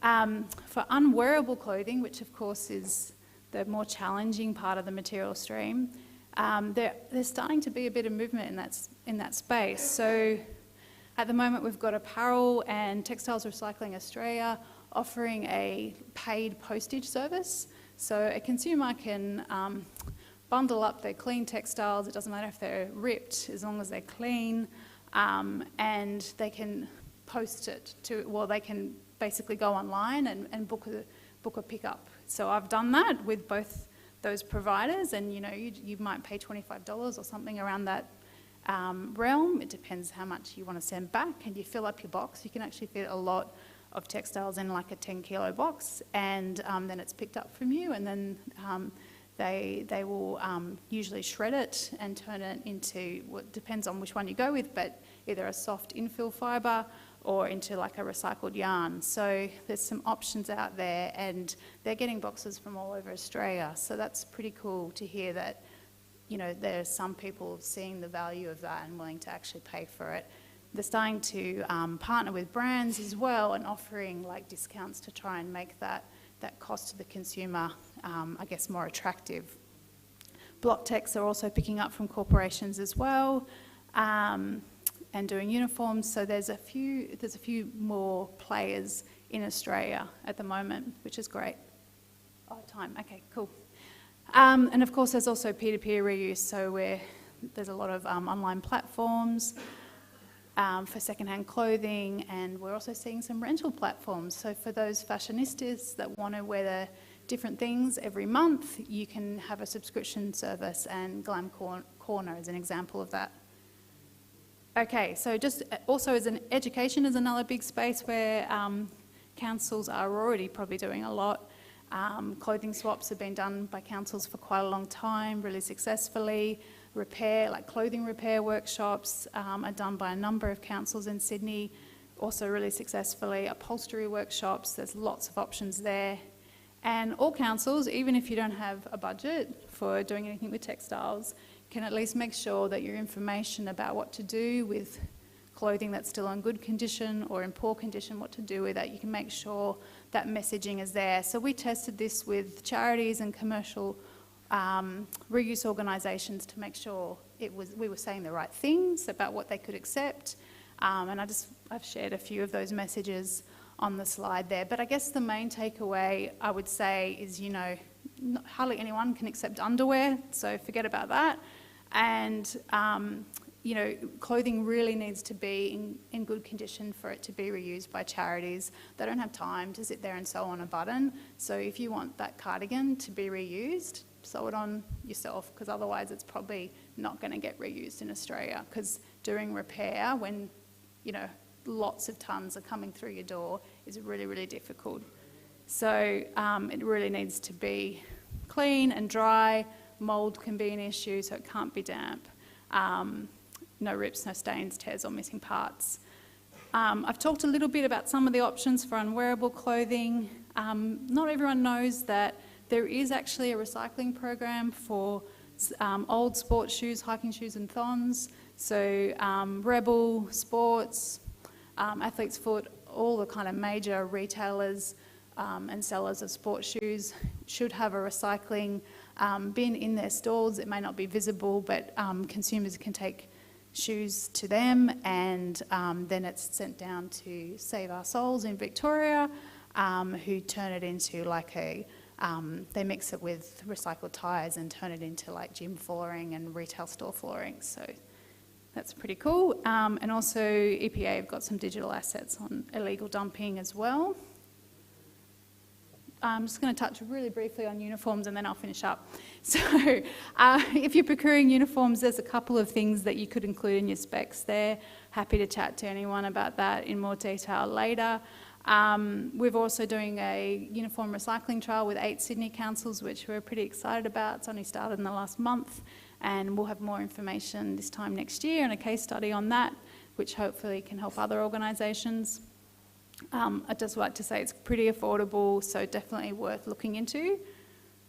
Clothing Product Stewardship Scheme is coming, and just wanted to mention there are end markets for recycled textiles in terms of there's products being made from them like recycled yarn, underlay, rugs, mats, insulation, etc. But it's a slowly building space, so hopefully that's where we'll see a bit of development over the next couple of years. And summing up, so if you haven't worked in textiles yet and you're thinking about, okay, what can I do in this space? I think the first protocol is probably to chat to charities in your local area. They have been working in these supply chains for decades. You can learn so much from them, and the potential to collaborate is huge. Collection, I think thinking about it holistically, thinking about Lara's map, what are the gaps in terms of access in your area? Amanda from City of Sydney did that really great map about, being able to walk to different spots. So just thinking about in your local area, where are the gaps that you want to address? Education, a lot of councils are doing that really well. So just making sure that your information about where to take clothing is up to date. And think about, councils as a procurer of textiles and where you can reduce waste in some of those things like uniforms, carpets, events. Even rags, there's some good options for as well. And that's it. Thank you.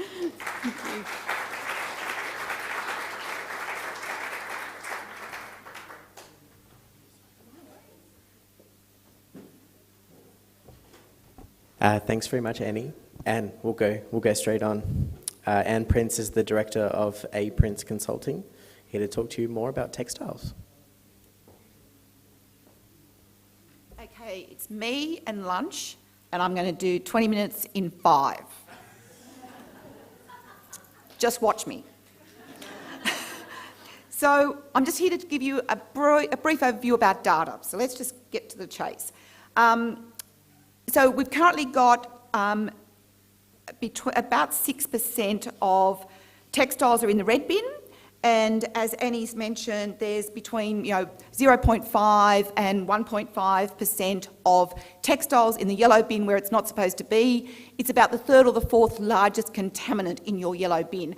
And I think it's because people are I don't think it's so much about apathy and arrogance, I think it's more about the wish. They want to recycle, they think if it goes in the bin, maybe it'll just get recycled magically at the MRF.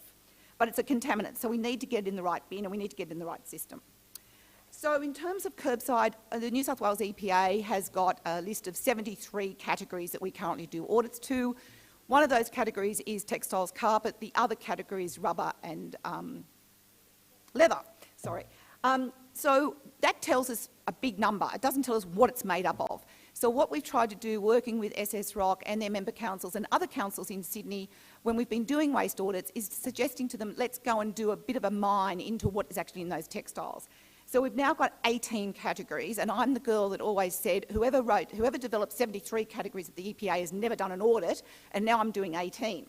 But what we've basically done is looked at classifying it by wearable, unwearable, carpet, by linen and toweling, by soft furnishings, and then by other textiles, and then also by fibre type.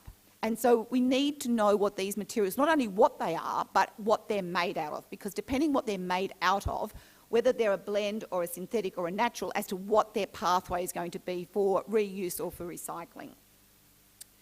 And the purpose of this slide is just to show that within a few of the councils that we've already done some analysis on, there is significant variability.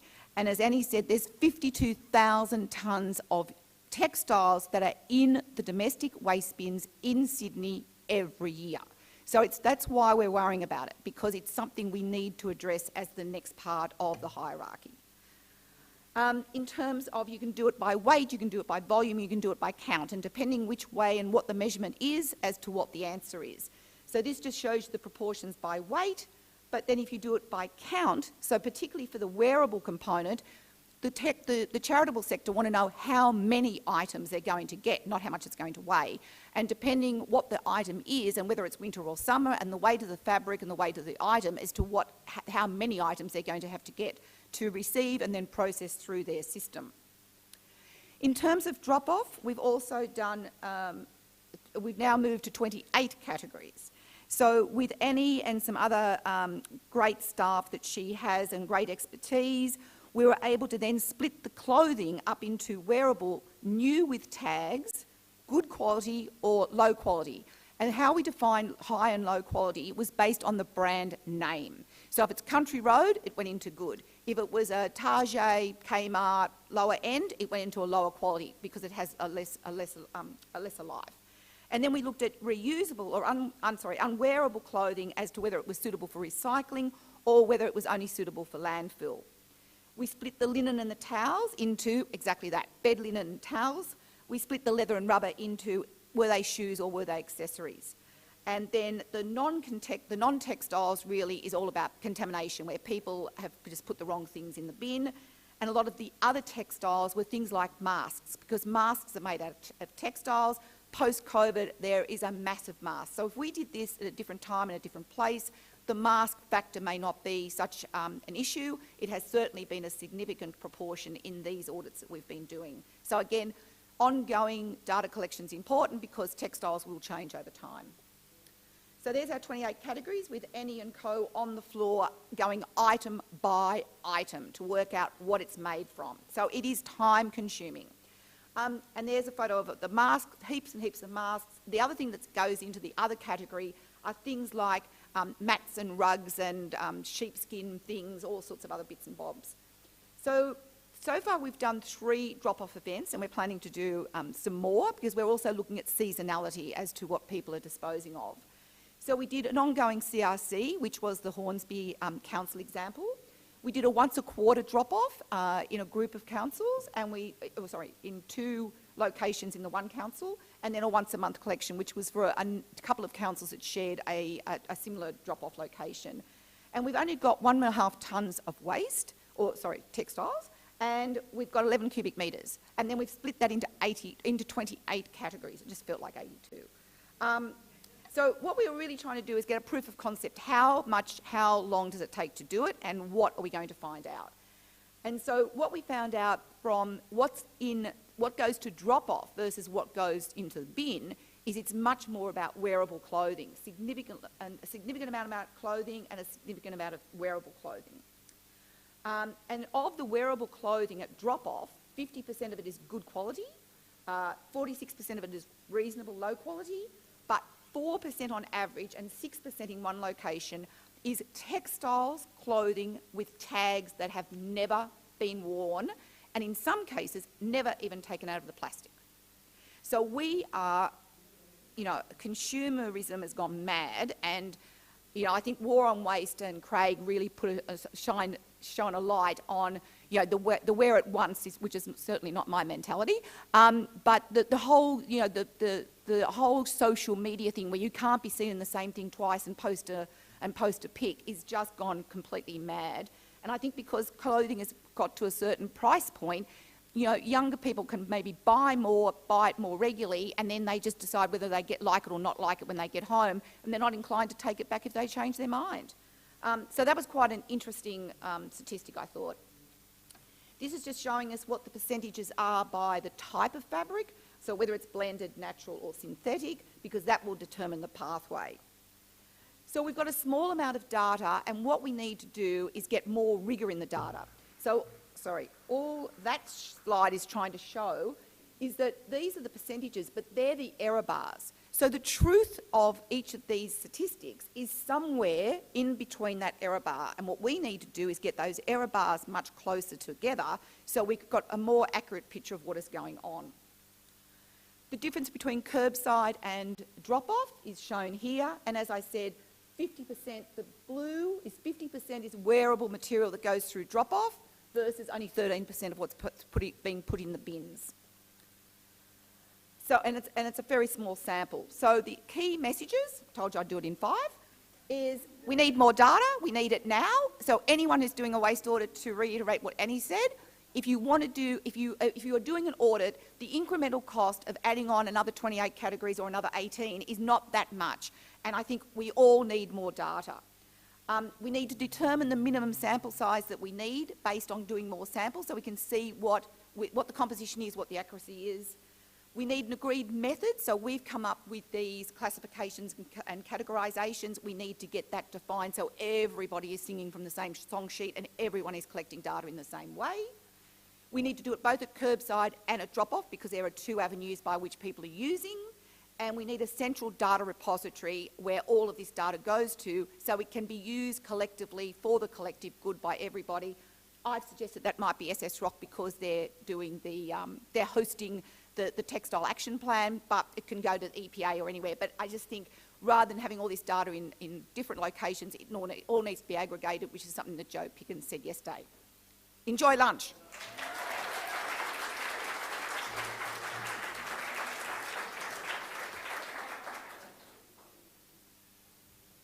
Wow. Just imagine where the world would be if we all moved at that speed. So it is lunchtime. We don't have any Q&As on the live stream. So what I propose is anyone who doesn't have a question and wants to go to lunch, you can head off. Anyone who wants to ask a question, come up the front and we can facilitate that sort of up the front of the room. Is there anyone who wants to have a question? Oh, well, you've all explained your presentations very well. One question here. All right, one question. You're locked in the room now. And I just wanted to ask, are you happy to share the methodology? So it's early days. We're piloting. I guess we're learning by doing. And so what we started doing on curbside, then when we've gone to drop off, we've done another bit. We worked out the value that you need to do counts as well as volumes, as well as weights, and we're refining the definitions. I think the list of brands is really important about what we've classified as being a low quality and a higher quality, and that's going to evolve over time as well. And we really sort of just need to, Annie and I, we need to sort of talk and with the other councils about how and who and where and what we're going to do in terms of publicising the method. It's works in progress and it's proof of concept. And that was what I was just trying to show, is that there is variability, and what we need to do is do many more samples to then be able to get an average, where at the moment the average is not an average, it's just a very small base of data. Great. Okay. Any other questions? Oh. I had a question. I had a question for David about what happens at the end of the 5 to 7 years with your amazing glass coatings. It's a good question. We've presented to the likes of Fulton Hogan and Downer, and they're actually our biggest clients. So if the road is being rebuilt, when they plane or remove the asphalt, our surface just gets mixed up, chopped up, mixed up, goes into the asphalt recycling process, Because the biggest constituent is glass, it is basically smashed up and just like the stone and things in the asphalt, no issue. If it's just worn out and can be replaced by the same surface, then it does have to be ground off, and that does go to waste in that case because it's not enough and it's mixed with the resin and in a small quantity. Because the actual coloured part of a bike lane is often just the bit at the intersection. Small quantities, it does end up as waste, then we put down the new surface at the end. Okay. Any other questions? Yep, one more question here.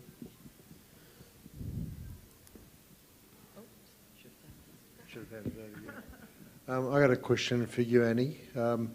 You showed, I think it was H&M and Zara, and you spoke about Country Road having drop-off points for high-end clothing, maybe their own brand only. Have you come across anyone who is taking back and repairing and either returning to the owner or reselling? I mean, I've met a couple of people internationally who do that at very high-end brands, but have you come across any? Yeah, nudie jeans, but they're expensive jeans. Yeah. But they, I've had a few friends actually test out their whole repair system. Patagonia, if you're ever in Sydney, their shop near Town Hall actually has a little repair booth right in the bottom of the store, which looks really fabulous. It would be so cool to see that in lots of other retail spaces. Yeah, but normally, I think you're right, it's normally higher end brands. Yeah, well, some of the people I've met who are into this have taken the view that if you can sell jeans that are already pre-ripped, you should be able to sell jeans that are Exactly. pre-repaired, you know. Exactly, yeah. I would just add that when we're talking about auditing brand by brand, the actual reality when we were doing those audits is that it was mostly by condition. And brands, there is some variability. So they're a good indicator. So if you've got something that you're like, oh, is this good enough for resale? Because that's essentially, when we're donating, we've got to think, can you put this straight on a hanger and sell it in a shop? Because it's not like, you know, Salvos and Vinnies have a little laundromat right there and a little repair service right there to deal with it. They just don't. So it was mostly by condition. And so if for the iffy garments where you're kind of like, oh, is this a little bit too worn, or is it just right? Then we check the brand, because it's so time consuming. You're literally looking at garments, you're looking at the armpits, you're looking at the, you know, is there stains around the neck? Is it bally? Is it got any rips? You're looking at that first, and then if you're in doubt, then you look at the brand. So I just wanted to clarify that. Yeah. Okay. I think it's lunchtime. Thank you.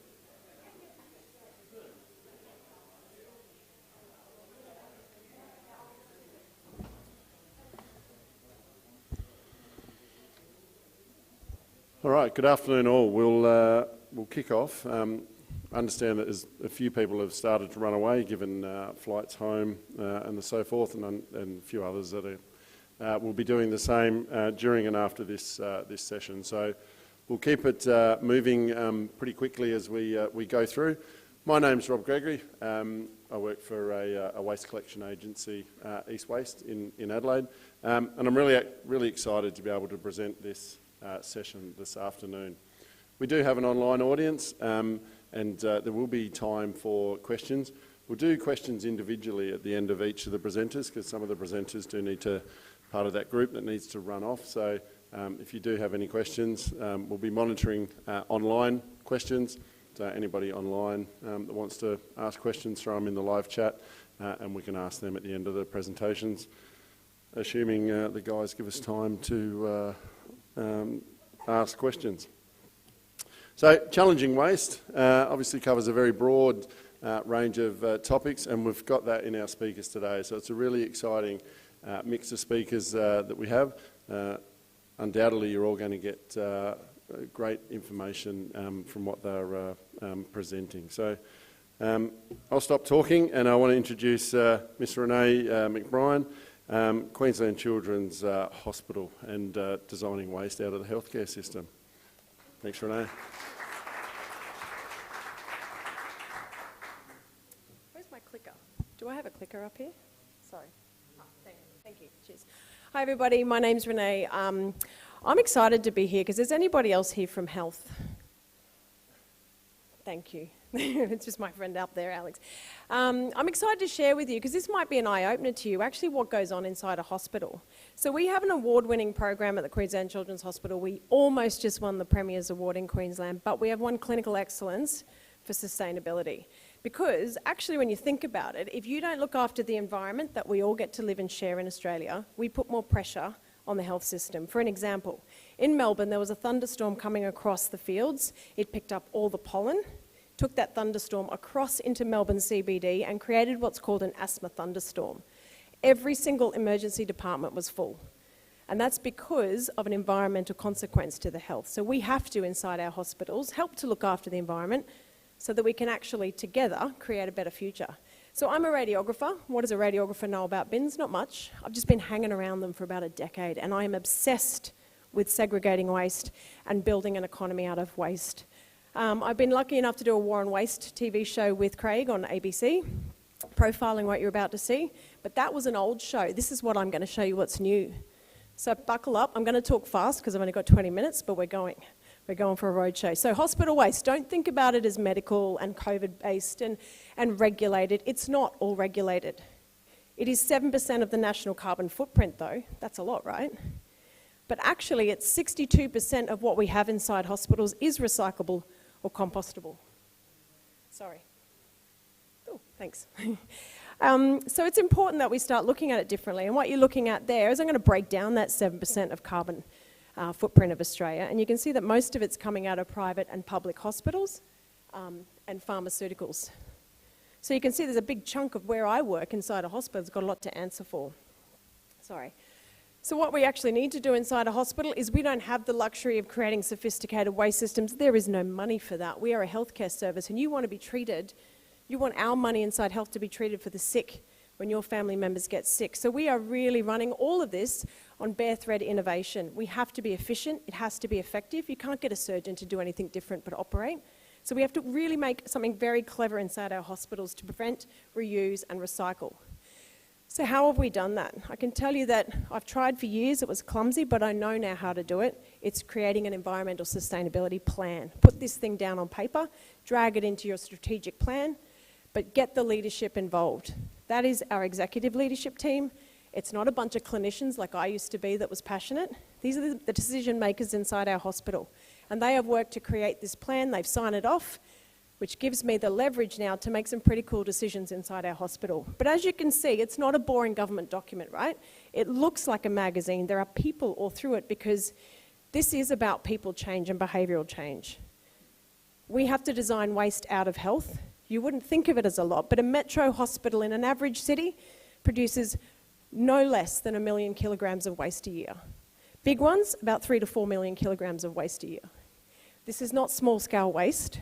It's really important that we look at it. So inside our hospital, we're working on how to design it out, not by looking at the bins. That's not smart. It's looking at what comes in the front door. We have to look at what we're procuring, what are we using, how do we use it, do we even need to use it in the first place, and then working on smart systems to capture it. So the reason why we nearly won that Premier's Award is because I turned waste with our green team into a value. So instead of treating it as trash, we created value, and in 1 year, in a COVID pandemic, we made $580,000 out of waste. So that's turning environmental sustainability into financial sustainability, and there's nowhere more important to do it than inside health, because we've had a bit of a financial strain lately. What you're looking up here also is at our diversion rate. How much percentage have we got out of the Queensland Children's Hospitals, out of landfill, and into viable recycling streams? And we hit 44, which I'm pretty proud about. But as you remember, I did say it was 62, so we've still got a long way to go. So this is showing that real money does exist in our bins if we just work smart, get the right vendors, get the right contracts, get the right green team on board, and we can actually turn it back into value of property of that feedstock of waste. So how do I do that when we have 6,000 people inside your average hospital? I've got 5,500 staff I need to train. And what we have to do is build a sustainable workforce that understand waste, like you and I might understand waste at a bit more of a higher level. Because inside hospitals, we have colourful rainbow bins. And it's not because we like that colour, it's because there is so much regulated and legislation around the way we use waste. Every clinician must know what a yellow bin is clinical waste, a red bin is pharmaceutical waste, cytotoxic waste is for chemotherapy. So it's quite sophisticated. Before we even get to look at resource recovery and waste, we have to actually understand, are we using those bins correctly? And we were using 28 tonnes of clinical waste about 6 months ago. We ran an education program, we're down to 13 tonnes a month. So there is really a rapid improvement just through a waste team and a staff workforce that actually understand waste.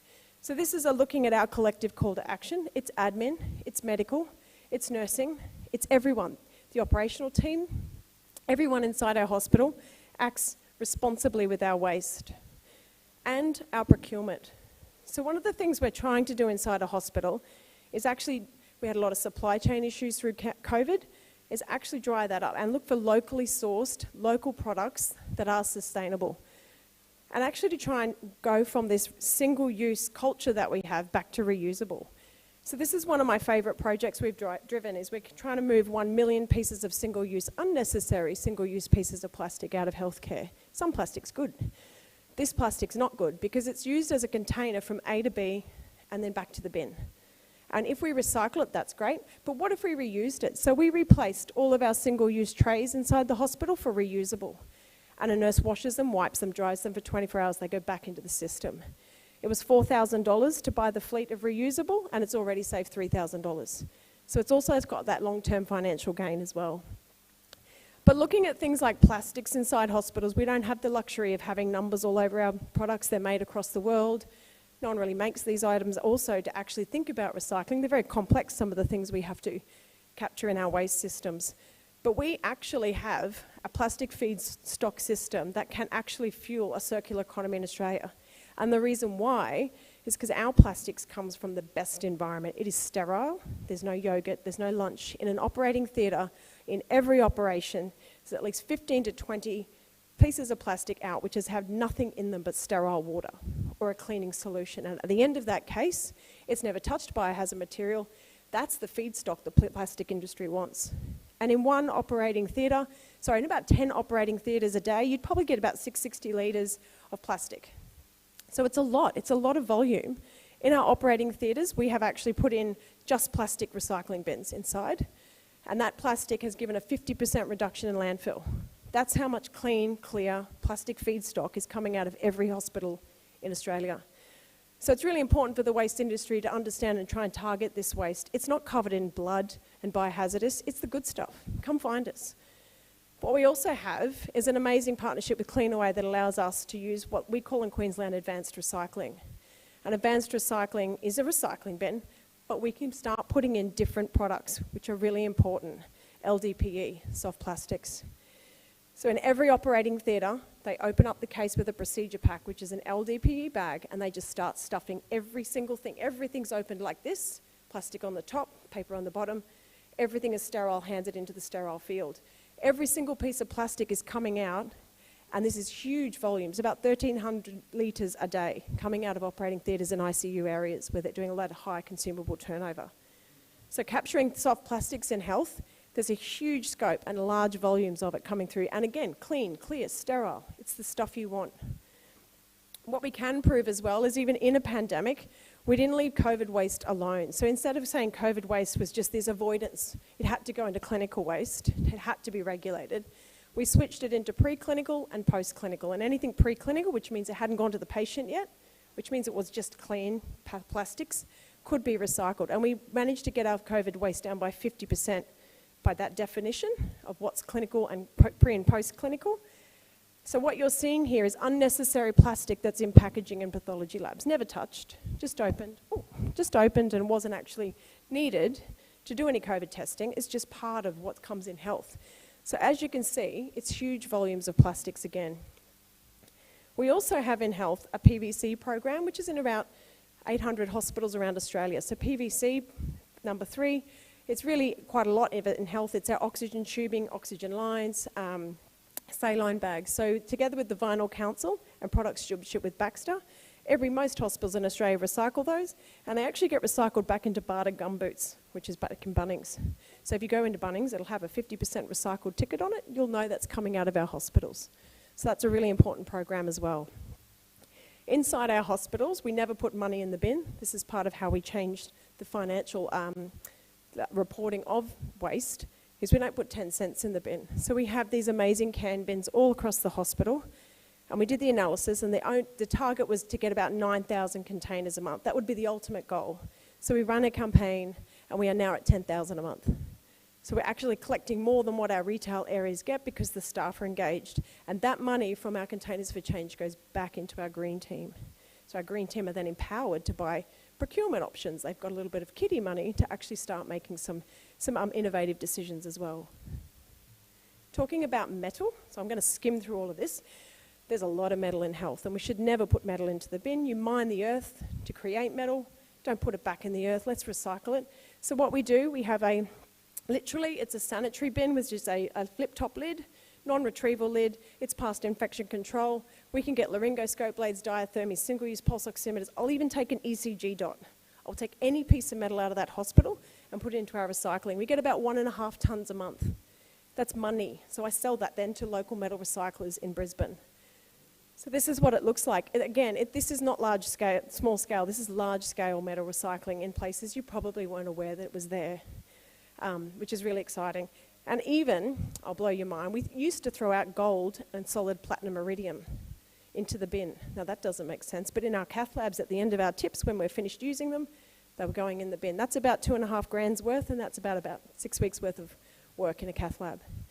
So there's a lot going on inside health where this is all very precious and valuable. What we also do is try and make community partnerships.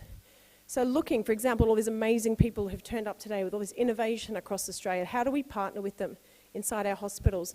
So what we do is we use EcoBat for all of our batteries, and I'm telling you, we generate a lot of batteries. If we're changing the batteries in our beds, for example, the fleet of beds and every battery gets changed, it's tons. An MRI battery was 400 kilograms on its own. So it's really important that we have the right partnerships to make sure our batteries are in that circular economy. But also things like Substation 33. Now that's a local thing up in Brisbane, but that's where instead of just dropping e-waste to be stripped and the resource recovery, Substation 33 takes e-waste and kids off the street that aren't fitting in with school education, right? The curriculum doesn't work. They're probably smoking some weed instead of going to school. Substation 33 is a place where they engage those kids and teach them to pull apart a keyboard and fix it. So then they can reuse that keyboard. They've upskilled that child, and he's to date, I think, employed about 600 kids across Queensland. So that's turning waste into something much more valuable. It's actually turning lives around, which is what we do up in Queensland Children's Hospital.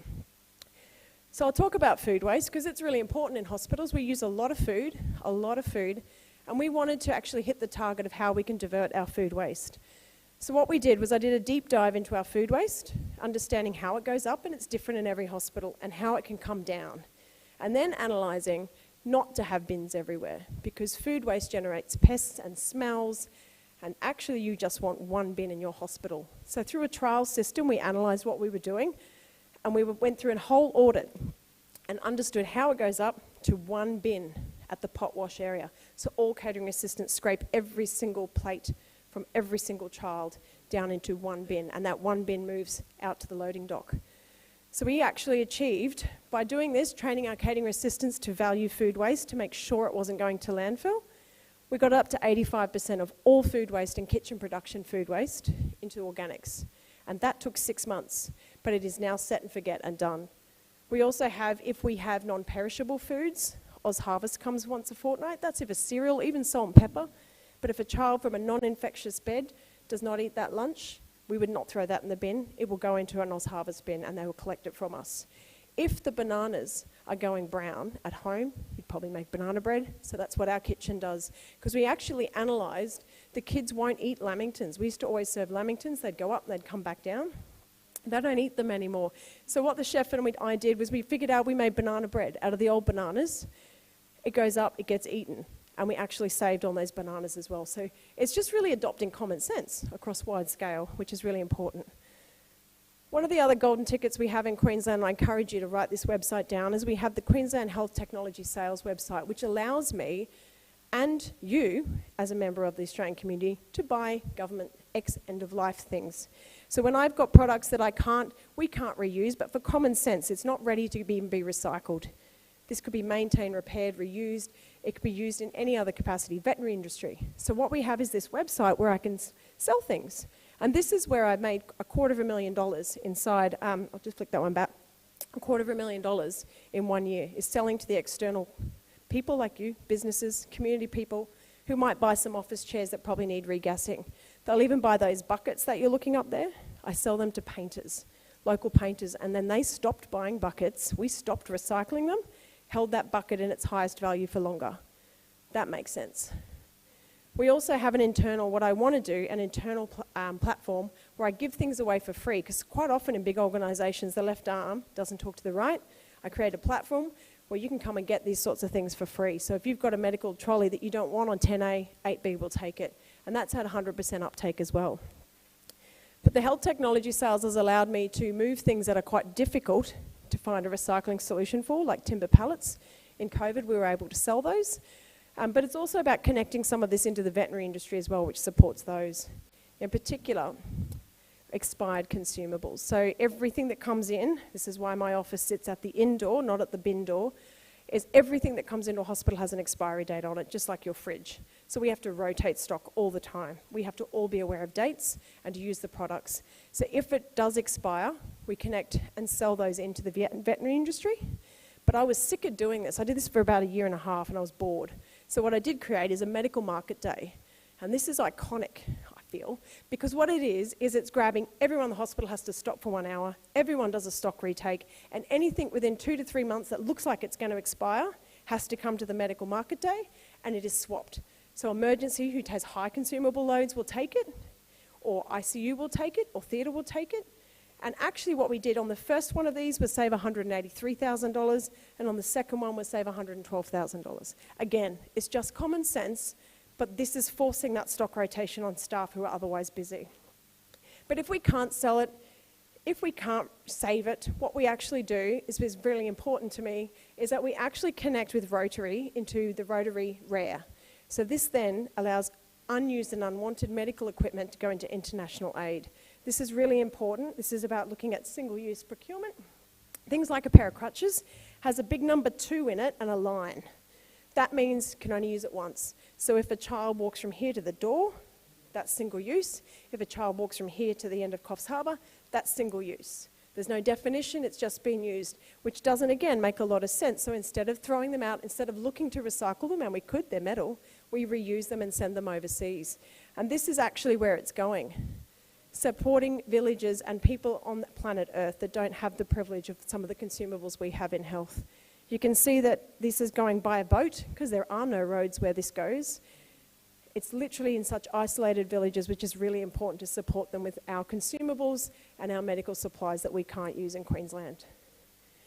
So just to recap, how has this all been possible? How can you create an army of healthcare workers which are busy working on health in our state of Queensland?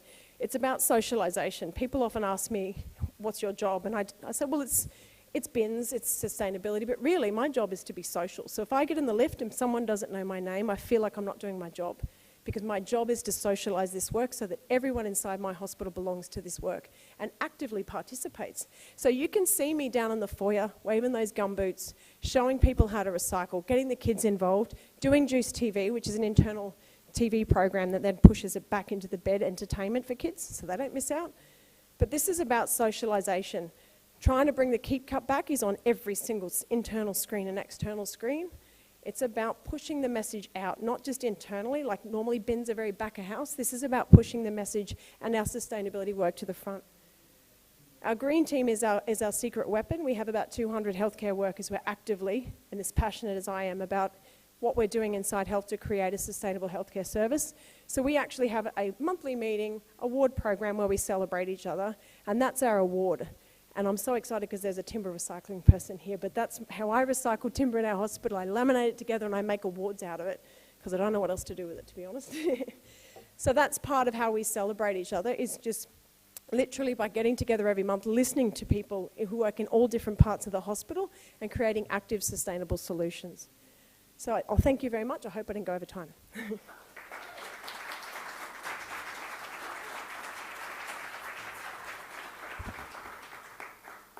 That's exceptional, Renee. Have we got any questions for Renee?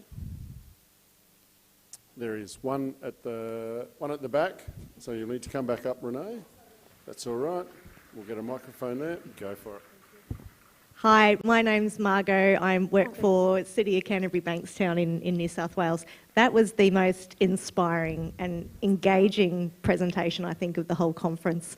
But I'm a non-health department, but I'm just curious to know a lot of the crutches you were talking about, single use. What's the feedback up the chain to challenge the status quo of what the health department and the regulations might determine as what can be single use? It doesn't make sense that crutches are single use. So is there an upwards? Do you get much of an opportunity to go up the chain and really drive your experience working in the hospital? Second part of the question is, you're obviously doing amazing stuff in your hospital. Is this something that other hospitals are resourced enough to do? I've got no idea. But it's fantastic what you're doing. I love it. Well, thank you for being so kind. I'll start with the first one about crutches, because it's depressing that they're single use and the definition of single use is so broad. I will tell you that it's all governed by the TGA, that there are high-level legislation regulations around health that I simply can't challenge, but I will tell you that in the pandemic, the world ran out of crutches, and everybody knew that I had them all in my little cupboard. And they came to me and they said, I hear you've got crutches. And I said, well, now it's interesting, we can use them again, isn't it? So we had an engineer look at them, check all this. I'd written a criteria of how to reuse a crutch. I wrote a procedure about how to reuse a crutch. I challenged the system, and I won during pandemic because it suited the system. But again, it's a long list of challenge, but it can change. Like, I did prove that crutches can change. It's a hard thing to change permanently, I guess, is the answer. But I will say about, is health geared up for this sustainable, action? It's probably not. It's rearing up. There's not one of me in every hospital. I think there's not many in Queensland, for example. I've spent the last 7 years of my life busting every executive door to get this job. And I'm proud to say it's permanent, and I'm proud to say that the Queensland Children's Hospital, the future of children, listened. But I do spend a lot of time in places like here trying to convince people that this is worthwhile, not just because it's important to use what we use, but because there's money in our bins and it's resource recovery that can feed the industry. So thank you for being kind.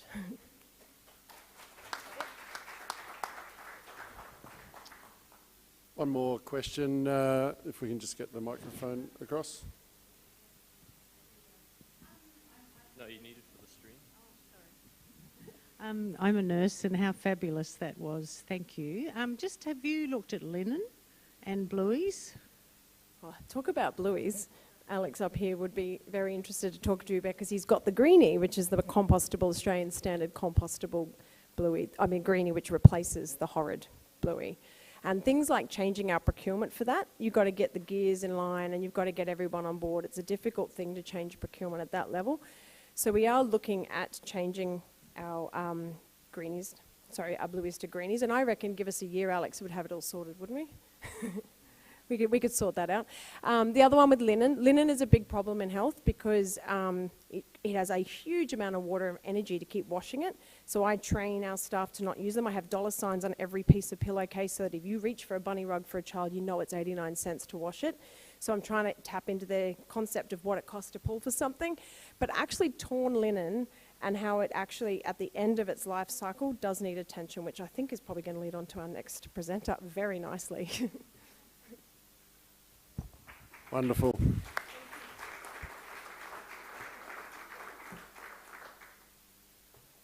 I think it's fantastic to have people outside the waste industry talking to us and bringing those different ideas and concepts, and the fact that you're challenging it at the front end, Renee, is fantastic. So, yeah, really well done, and obviously really well received. Our next presenter is Carrie Sue Hardy, and Carrie is Director of Circular Design Thinking, dedicated to the interior industry. So again, a little different to what we normally expect, but over to Carrie to talk about us resources from the furnishings industry.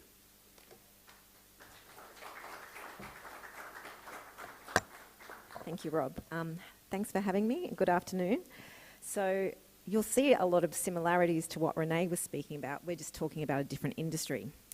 So today I'll be speaking about waste becoming a resource for the furnishings industry. Before that, I'd like to thank the AFA, the Australian Furnishings Association, for asking me to speak on their behalf. Helps if I use the... Right. So basically who we are, we're a consultancy, an environmental services consultancy for the textile, furniture and homewares industry. We cover everything off from product development, circular design, green supply chain and operations, waste and packaging, through to carbon emissions, carbon audits, and biodiversity projects. So our mission is to be out of business by 2050. The Albanese government has stated that to the UN that we will be carbon zero. That's Australia, carbon zero by 2050. So we're hoping we can, let go of what we're here to do now. But what we do find is that there is a concern about how there's a lack of urgency towards what we need to do in the next 7 years. So an important part of making waste a resource is some work we're doing with the AFA, and that is to bring textiles and upholstery skill sets back into Australia, because it all went offshore quite a while ago. And so to build a circular economy here, we need the workers, we need the materials. So I'll just summarise what we're talking about today. So waste becoming a resource for the furniture industry, and the fact that waste was a resource for the furniture industry quite a while ago. The global path of consumption and consumerism, which started in the 60s, and the way that we taught as retailers and different merchants that we no longer buy or have sales every, twice a year, like going to David Jones or Myers and standing at the door waiting to be let in. Basically, we were taught everything is on sale all the time, and that tended to build with online presence. And then we'll also look at what needs to happen to map out a circular economy so that we can actually stop treating waste as waste and value it as a resource.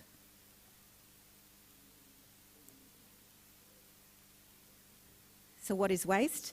Well, there was a time when it didn't really exist because the repair reuse mentality actually was available to us with local manufacturing, local labour, and each off-cut or trim was utilised in a repair or reuse. We didn't have that terminology then, but we did actually utilise the concept. So that was before we went offshore, and you'll see to the right, it's an iconic Parker piece of furniture. So if you know furniture, Parker is one of the Australian brands that were, you know, you'd save up, your mum and dad would save up, they'd purchase the Parker furniture.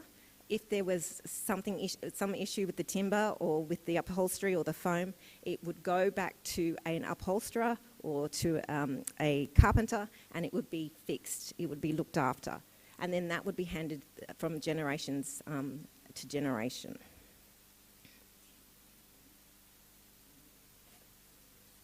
So then what happened is in the 60s, we started with global imports. So trade, as we know it today, started to snowball, and we haven't looked back. So this is what we are seeing, that we are suppliers and different organisations are competitors globally, not locally.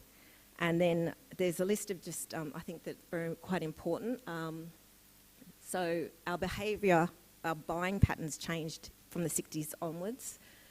Production models equated to high volume, which means, so if you were going offshore, you could make things quite cheaply, but you needed the MOQs, which is the minimum order quantities, to make sure that you could fulfill an order, and hence we start to overproduce, we start to overconsume. The take, make, dispose model was created by default. So because we didn't have the local manufacturing infrastructure anymore, there was nowhere to fix things, and therefore, because it was so cheap, it was no longer needed, so it was disposed of.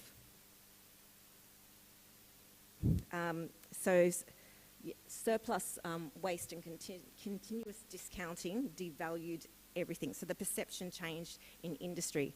I used to be a fast fashion buyer many, many years ago, and I've gone full circle. But when I purchased on volume for the stores, and I did not think of the consequence of all the samples or of the of the stock that was left over. To me, that was just markdown, and to basically screw down your suppliers to make sure they would help you get rid of the stock, and then it was no longer your problem. There was no accountability, with even though you had ordered it and you had produced the product. So this type of distancing of manufacturing overseas, it also stuffed with our psychology, to be honest. Basically what happened was that we stopped feeling that we were accountable for what we purchased or what we selected, and it was someone else's problem. So again, it's common knowledge that there's other areas in the world that have actually they've actually been damaged by our overconsumption and our overproduction.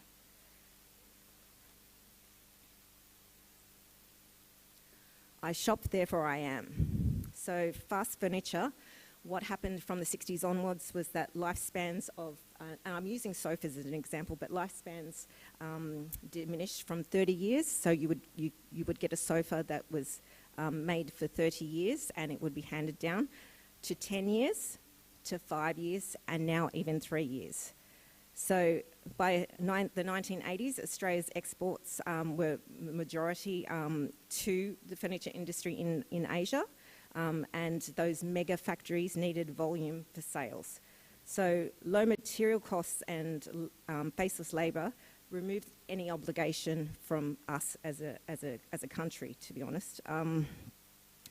And the retailers taught the consumer that now we have to purchase quite quickly and quite on short time frames so that they can make their sales. And then online stores, back in the day when I had a textile and wallpaper studio, and I would be dealing with online stores, they were like, we don't care what you have, we just want as many cushion ranges as you have so that you can actually have those SKUs and we have real estate online. So it was all about the price, short term without any accountability. So these aren't actual before and afters, but it just gives you an example of what's happening in our society. In a short time frame, this is what happens. So we love the sofa from King. Again, I'm just using sofa because everyone understands we're all sitting down. So we love the sofa from King. It doesn't matter how it's really made. We don't need to know the intricacies of it as a consumer. But what happens in several years' time is that it ends up on the verge. It ends up on the side of the street. And there's no accountability. So the councils and the charities are left with this issue, and there's no responsibility within the process. So what's missing? There's something missing in between the purchase of the sofa and then it ending up on the side of the street. And this just doesn't happen in retail land. It also happens in commercial land.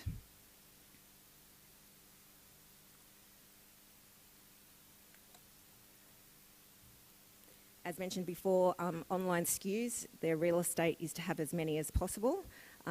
So what happens is that things are built to fall apart. And I'm not, this is an image from Temple & Webster, but I'm not picking on Temple & Webster. I'm just saying that that's the type of psyche where manufacturers, and I've met many manufacturers here and overseas, where they are taught to use the cheapest materials possible so that it no longer lasts. And then the mentality is that that material no longer has a value. So what if we actually stepped back and we looked at waste as a resource? We could actually say, hey, guys, you may want to have X amount of sales per year, but what if you stop overproducing, use better materials that can be recycled, upcycled, or reused again, and then do a rent-to-buy type scenario where you're bringing skill shortages back to Australia and they are actually being trained to fix, repair, reuse, maintain, and get not just one company working on this product stewardship, but many, the whole industry.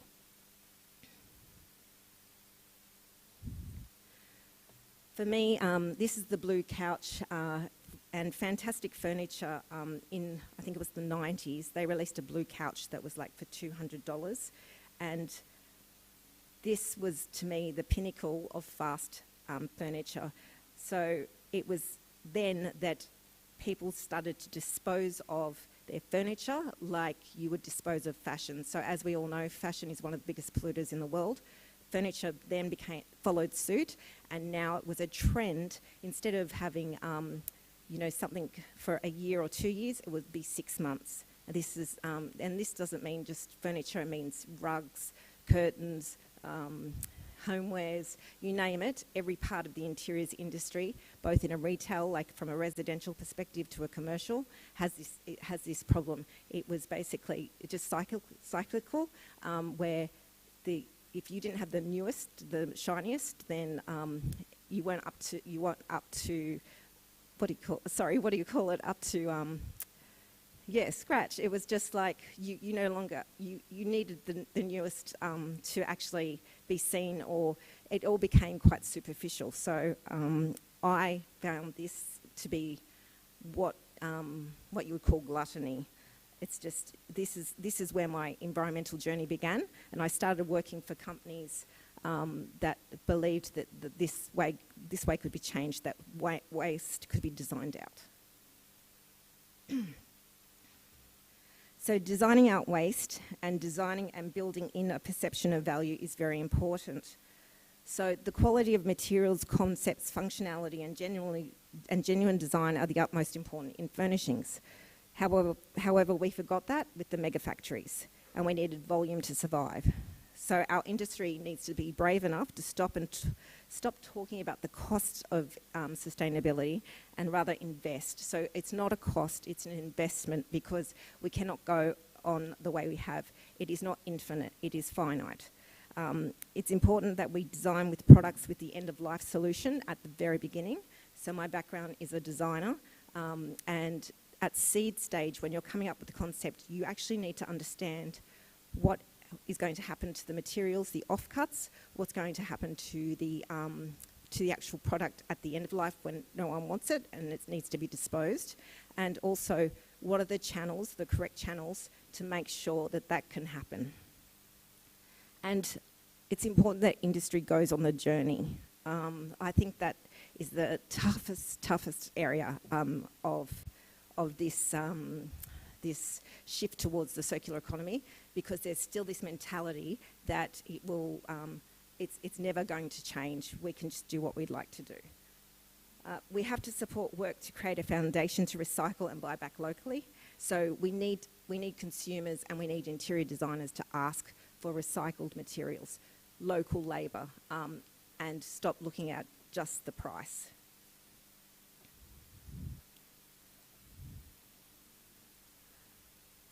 So I know I spoke about materials, but the value of materials is key to waste becoming a resource. So product stewardships need to come into play as an industry.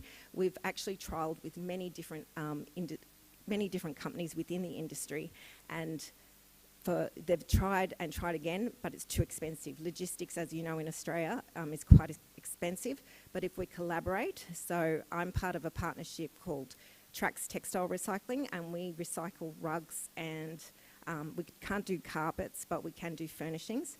And what we do is we actually get all the different brand owners to work together so that we can recycle and put it back into the circular economy. We also for waste to become a resource, we need to expect a percentage of recycled materials in everything that we purchase or specify. So there should be a tag just next to the price point that states how much recycled content there is in it. And we need to understand where we are today. We need to audit. We need to actually look at all the stock that we have in Australia that's just sitting there. So I was speaking to someone yesterday, and there's just multitudes and multitudes of containers sitting there with furniture for an airline that has been there for decades, and it's just sitting there, and it's good quality product, but they don't know what to do with it. They don't want to send it to landfill, and it could be repaired, reused and maintained and put back into the circular economy. And again, rent to buy and maintain for low people who can't afford high price points in sustainability, because sustainability is seen to be expensive. So what is possible is that if companies that have the low entry demographic rent to buy and maintain, we could actually alleviate a lot of the waste that we see on the streets, and the buy well, buy once psyche of for the high and premium brands.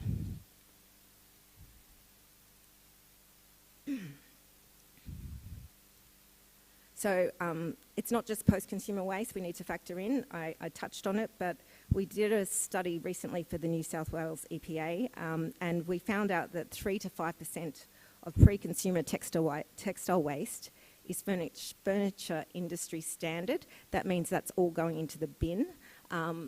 Things like Trax has only started recently, but it's at a cost, which the landfill is at like 50 cents, we're at $2.50, it doesn't equate.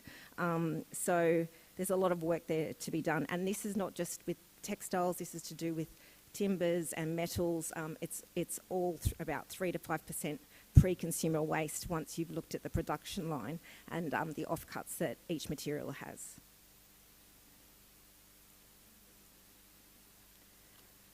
So the skill shortage, as I mentioned earlier, is another factor in injecting local skills back into industry so waste can become part of the loop. Without infrastructure and skills, locally materials will still be valued and disposed of. So we need to imagine a materials economy where imports can be minimised and the materials that we have right here can be used today.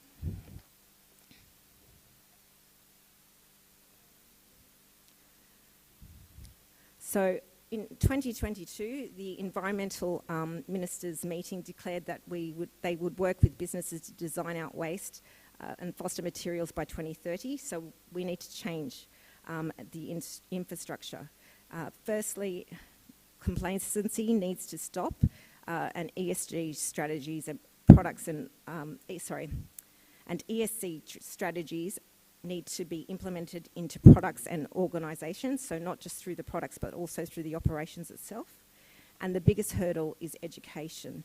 So it's very overwhelming when you are running a local manufacturer. You've got local costs associated with the runnings, and then you have to implement sustainability. You don't have a budget for sustainability, but we need to help each manufacturer, retailer and importer understand that the price that it's in the long run is going to be more harm than to their business when legislations change, which is what the Albanese government is looking at.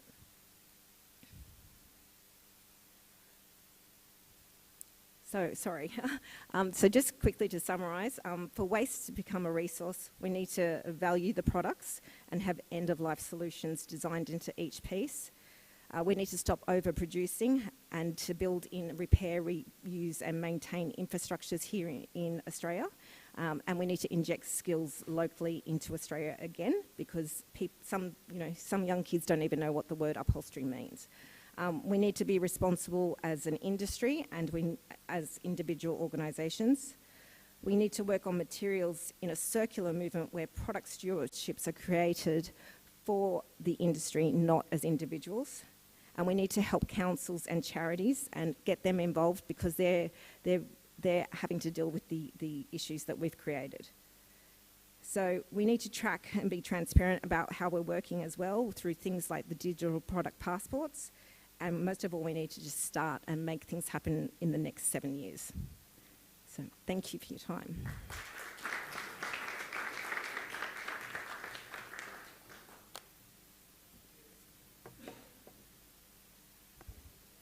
Fantastic.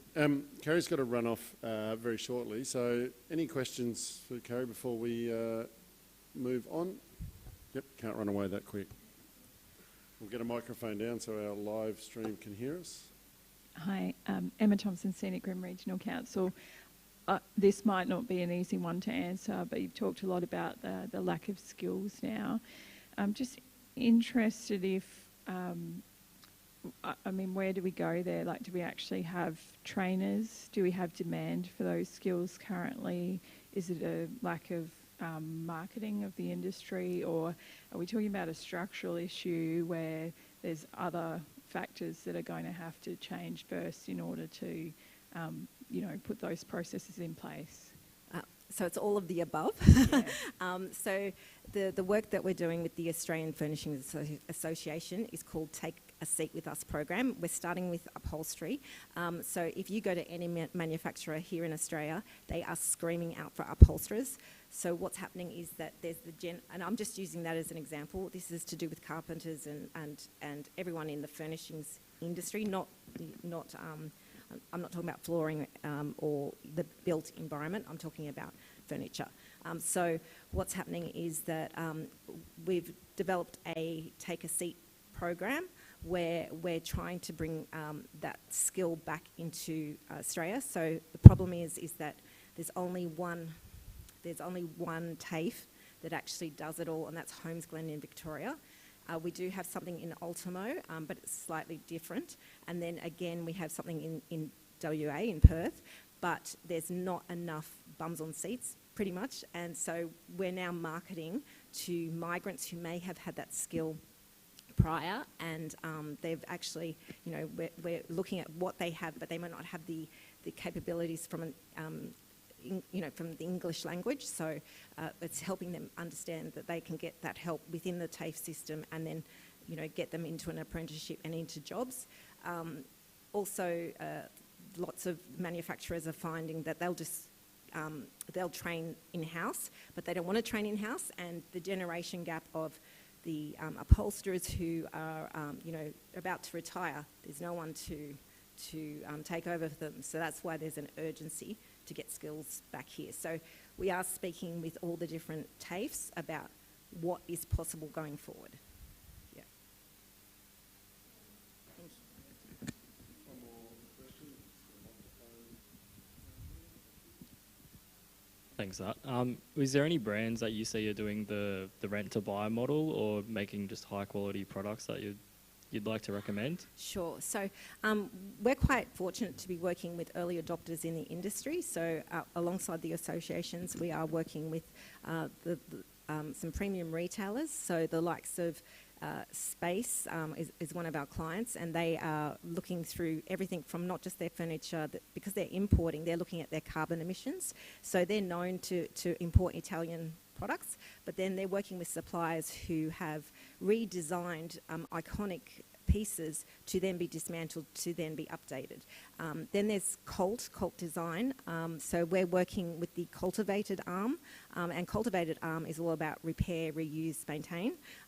And they are working with different, if they don't have the manufacturing capability, they're working locally with what's possible, and they have us working on finding different solutions, say, for example, foam, timbers, everything, so they can actually understand the different pathways. So if they have damaged stock or they have offcuts, etc., it can go out, and then if they want to continue using it, where to get things recycled and repurposed. So, yeah, but there's quite a few. There's it's building. If you look at the more premium brands, but we have been speaking to the mainstream because they also know that they're part of the problem and they need to change too. So I think this area is going to actually change in the next 3 to 5 years quite quickly. Wonderful. Thanks heaps, Carrie. Round of applause. We'll keep pushing on, but just remind everybody, details of our speakers are available on the conference app or online, so if there's anything you do want to follow up, by all means, encourage you to do so. Now turn to Jerome Coe, who works for New South Wales EPA, and has done so in a few different iterations across his career there, but currently is the lead in a project establishing a nationally consistent hazardous waste tracking system. So, welcome, Jerome.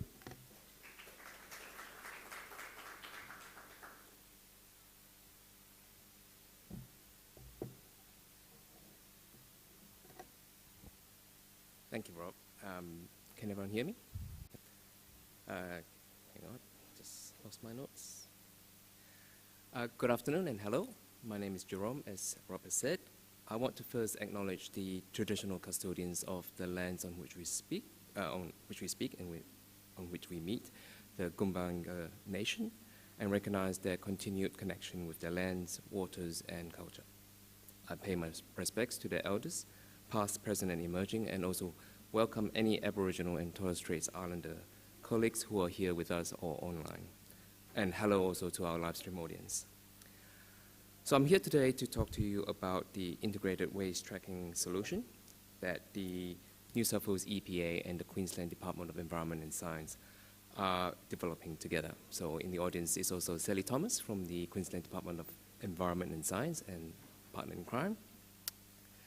So while this is a project about problem and hazardous waste management, I think it's also, and I hope to show, that it is also a project about collaboration and cooperation, which I think has been a recurring theme throughout this whole conference.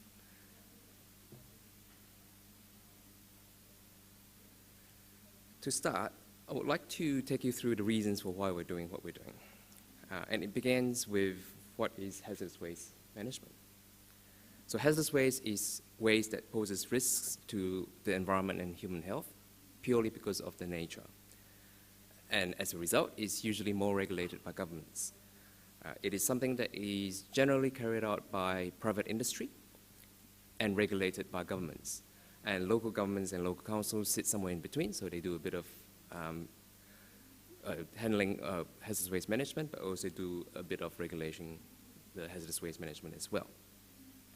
But an important point is that for a successful and proper management of hazardous waste, it really depends on a regulatory regime that supports the legitimate market and protects the legitimate market from rogue and illegal operators. So, one of the additional regulations that I was talking about is the necessity to track the movement of hazardous waste. And there's a national framework that's been established in the late 90s for tracking the movement of hazardous waste as they move across jurisdictions in Australia. Now, what can go wrong? So the current situation is there's a national framework, but each of the jurisdictions pretty much do their own thing. They have their own legislation, they've got their own systems, they've got their own processes for how they implement this national framework. And many of the systems and processes that they use are also a little bit outdated and no longer really fit for purpose. So for example, there's still a heavy reliance in both New South Wales and Queensland on paper processes and manual processes. And this is really not in line with the movement towards a data and evidence-based regulation in the 21st century. There's also a real or perceived barriers to sharing of data between jurisdictions and between the regulators and industry. So all of that leads to issues and gaps that can cause great problems, which I'll show you in the next slide. So what can go wrong? What the current situation does is that it creates barriers to compliance because people are confused, or industry users are confused by the different rules and systems and processes between jurisdictions. And when they have to move waste from one to the other, they have to use the systems and report to both regulators using different systems, different processes, and different rules. This allows rogue operators to really slip through the system, undercut the legitimate market, and create havoc, not only for the regulators and the environment and humans, but also for the legitimate market when they seriously undercut the market. And a clear example of this is what happened in Victoria a couple of years ago, where a rogue operation pretty much diverted around 50 to 70 million litres of hazardous waste material from the legitimate market and caused 2 major fires in metropolitan Melbourne, which ended up causing very serious environmental, human health harm, economic harm, and great market failures for a little while in the legitimate market. So what do we want to do about it? So we thought about the issue, and we think what we want to do is to really create a nationally consistent system for tracking hazardous waste, not only in New South Wales and Queensland, but across the nation. Because we believe that what we need is effective regulation or regulatory regime that promotes market stability and confidence, that then allows the activity of managing hazardous waste to be carried out in a safe and proper manner. That regime should improve. So what we want to do is to improve the consistency in how we regulate hazardous waste management. We want to remove as many duplicative processes as we can. We want to lower the barriers for industry users to comply. So more consistent regulation, easier to use, easier to understand, easier to comply with regulation systems and processes. We want to enhance accessibility to data and also the use of data. And we want to facilitate the sharing of data, not only between regulators, but also between regulators and industry to the extent that is possible, so that data is not only used for regulatory purposes, but it can also be used for legitimate business and market purposes.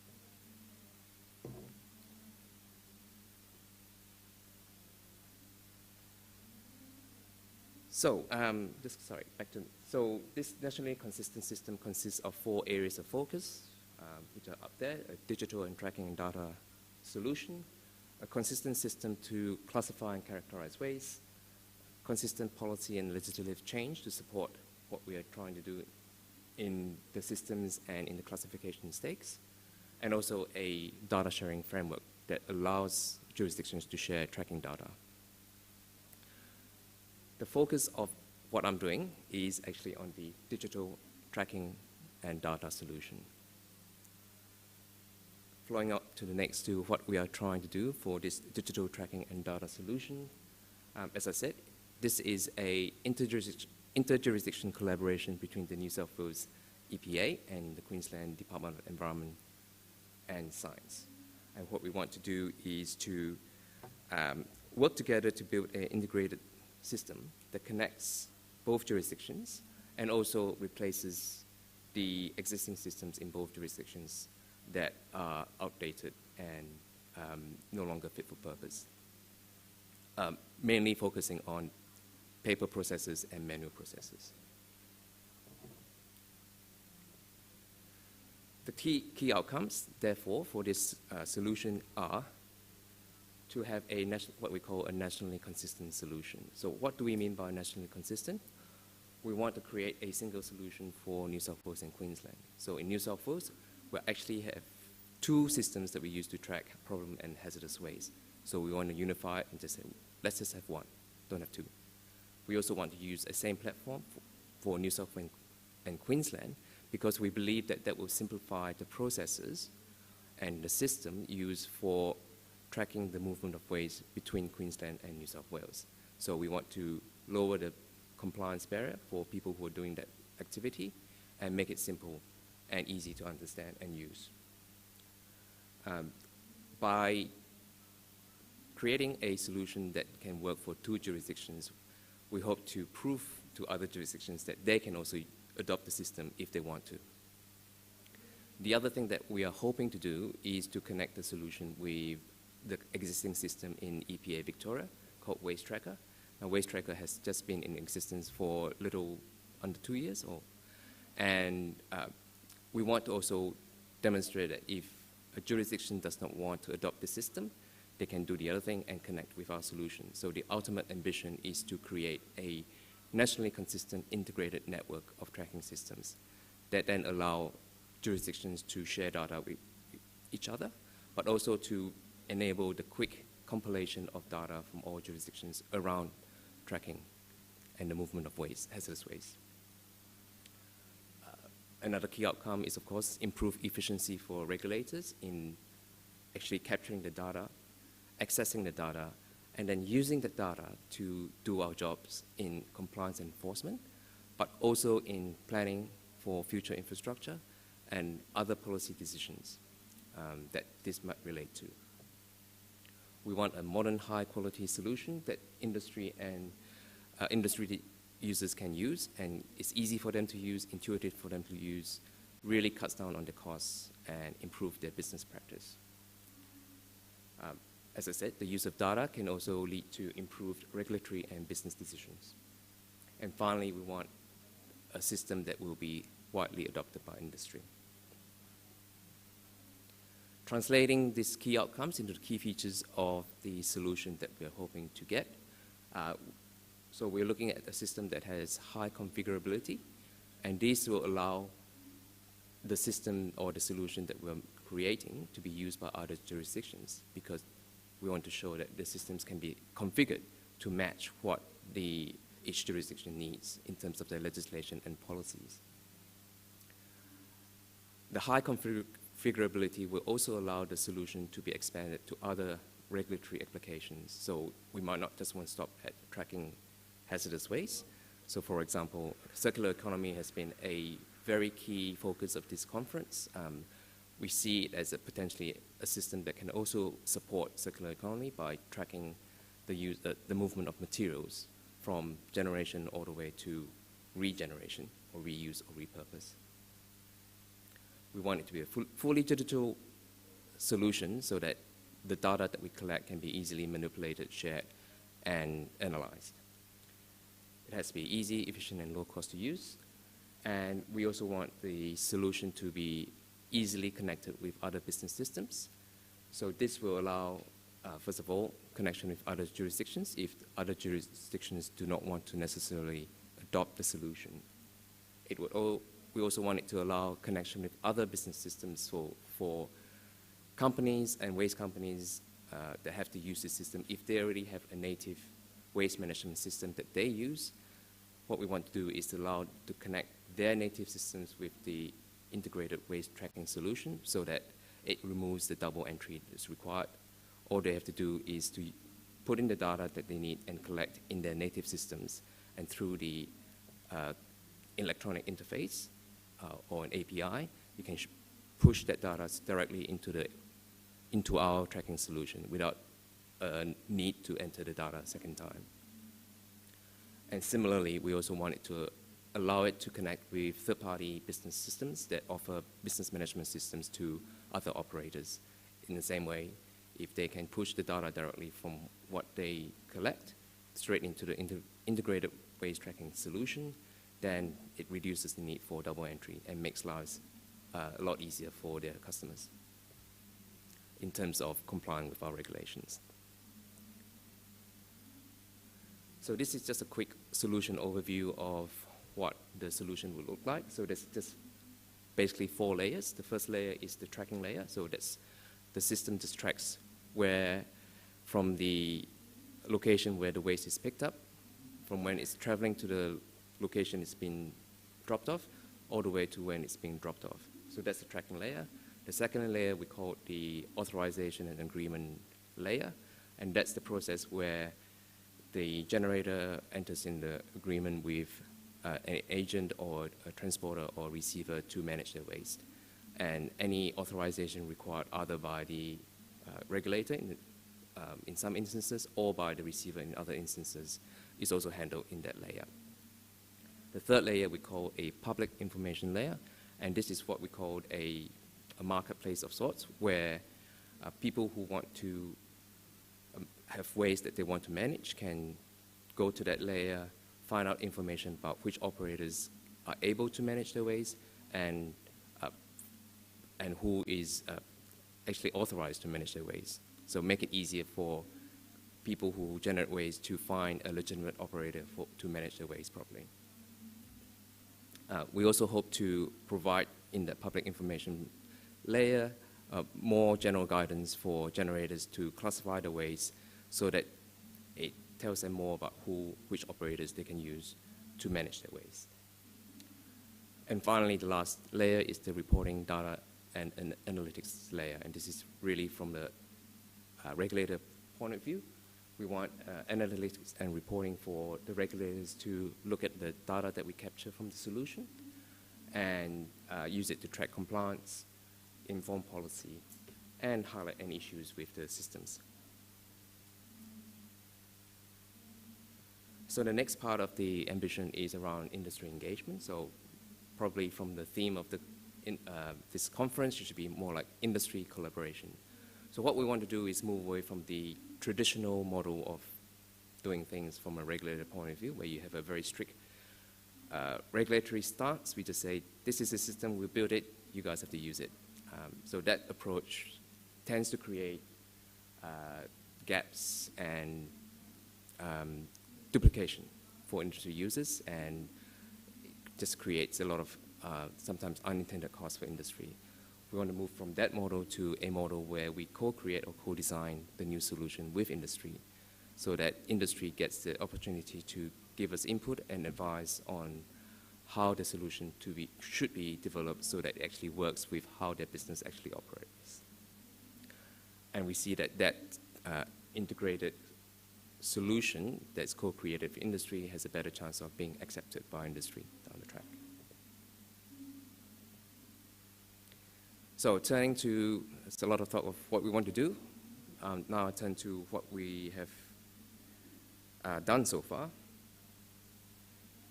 So we went out to market to find a supplier who could procure, who could develop and design and deliver the solution for us. And throughout after the procurement process, which is run over a period of 12 months, we ended up with KPMG. And we are developing the solution on the KPMG Origins platform, which is a track and trace platform. And this is one of the key reasons why they were selected, because their Track Origins platform already had the very desirable characteristics of being highly configurable, and it's also a highly connectable platform. And because of that, we believe that it allows accelerated development of the solution for us. In terms of industry engagement, we are also engaging with a couple of groups. So we're engaging with a group of industry expert users who are really made up of industry experts who provide input and advice into the design and development of the new solution. And we going through a co-design process with this industry engagement group. EPMDE is also engaging with industry peak bodies who provide advice on whole of industry and sector-wide issues. We are also engaging with other jurisdictions like EPA Victoria to look at connecting with their waste tracker system, and the Commonwealth and other states and territories down the track to get interest in joining our integrated solution. And finally, we're also talking to third-party software providers in the same vein to try to connect their systems with ours. So if you belong to one of those key stakeholders and you want to be involved, please contact us. Details are coming up. This is just a quick look at the industry engagement groups and the engagement sessions that KPMG has put forward in the time frame. As you can see, we have completed 4 cycles of the 8-cycle development process. But it's not too late because KPMG have a website. And their website contains all of the information of the engagement sessions so far. So if you've missed out, you can go and have a look at the website and catch up on what's been discussed and, yeah, basically find out what's going on. They also have really project updates, regular project updates, and forms for you to register your interest if you're an industry expert or if you're a waste management software provider and you want to get in touch with them. So there's a QR code there. Please scan it if you're interested. I'll also have brochures down the front. If you're interested, please pick one up, and the QR code is also there. So what comes next? Very quickly, time horizon, next 6 months, we hope to do all of those things, complete the process, get a whole solution prototype going that people can come and play with.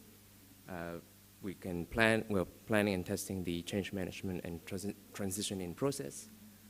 We'll be carrying out industry training and then transition in the industry within the next 6 months or thereabouts. Still a bit loose. Next 1 to 3 years, we're looking to engage with other jurisdictions. We have businesses set up the APIs and then explore advanced analytics. Further into the horizon, in the next 3 to 5 years, we're looking to expand the application to other applications, such as supporting circular economy and potentially other regulated items. So, but once we get the system, we can have a look at all of those things. That's the end of my talk. So any questions, my contacts, emails for the IWTS engagement mailbox, come talk to me.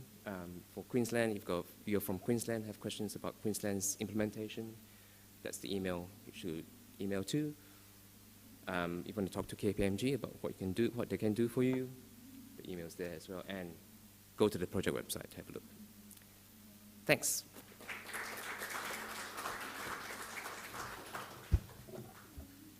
Great work. Many thanks, Jerome.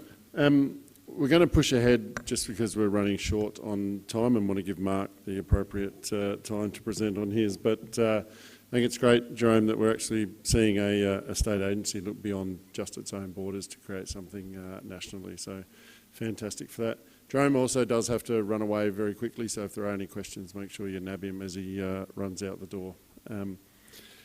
Finally, Mark Winter from Kimbrickie Environmental Enterprises.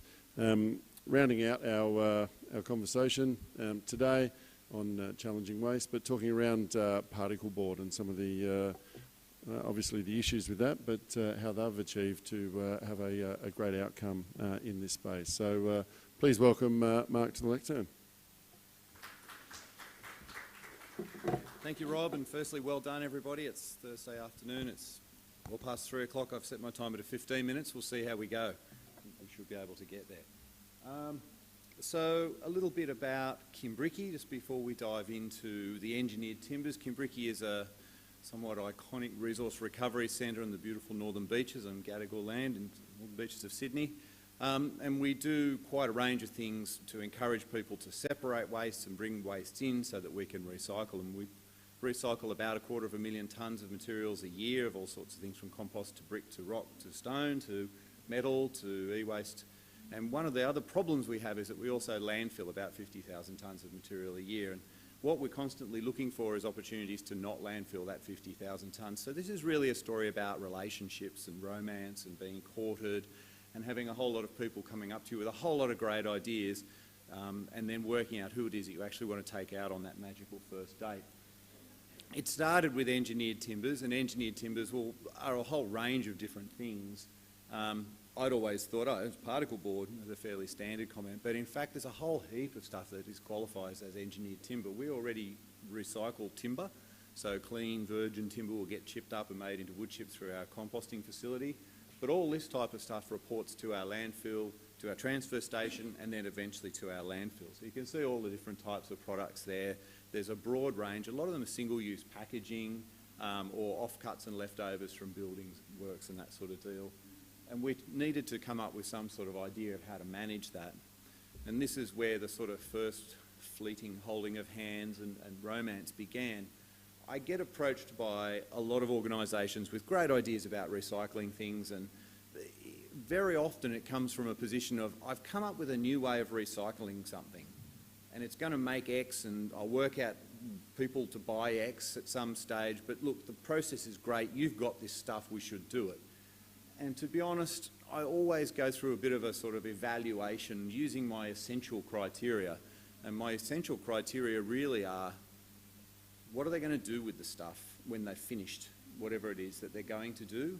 And is what they're going to do actually going to work? Have they done it before? Has somebody else done it? It's very rare that there's a totally new idea that nobody's ever contemplated, or a wonderful new product that's never entered the marketplace before that is able to be sustainable.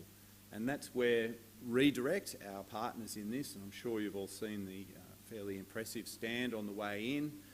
Redirect were a very attractive partner for us. Firstly, they were a lot more wealthy, and we always like that, and a lot bigger in scale and volume and capability, and that was also reassuring. But I think one of the things we really liked about Redirect was the fact that they integrated their business and they had pull.